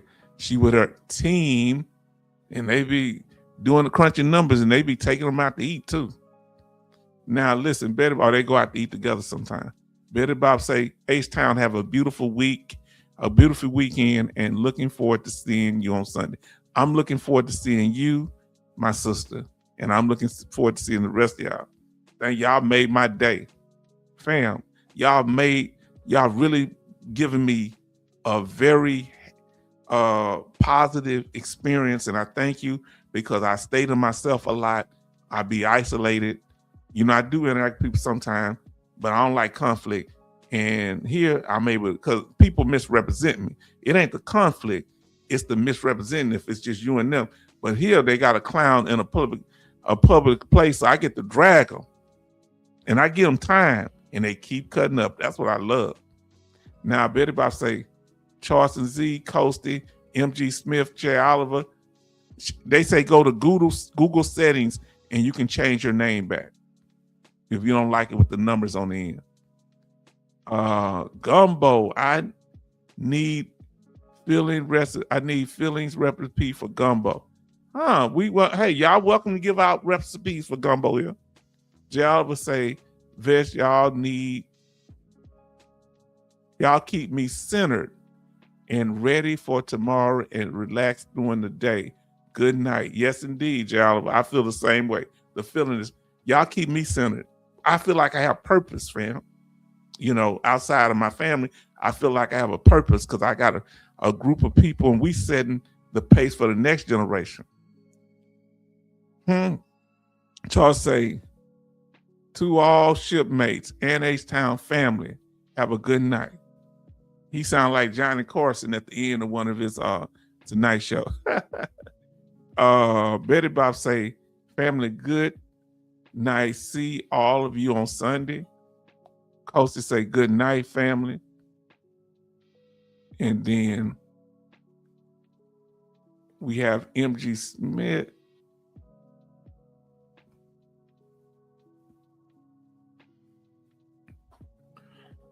Excuse me, I'm sorry. Said, good night, family. Well, since everybody said good night and people starting to come back in here, family, let me tell y'all something before we go. I was looking at one of them that got like 140, 50 subscribers, and I'm gonna show you. But when they do live streams, even with another popular veteran subscriber, they only have about 80 people or 120 people on the live stream.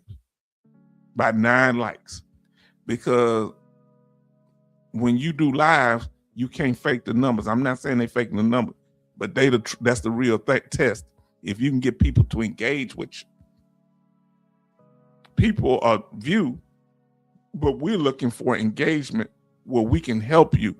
We don't want to just talk at you. We want to talk to you. All right. So MG Smith say, good night, family. Betty Bob says 17 likes and 16 watching. For those of you that are watching this live and recorded here at the H-Town Vet, we want you to know that you are welcome. And we thank you for joining us tonight. If you haven't watched the full live stream, please go back to the beginning. You don't want to miss any of it.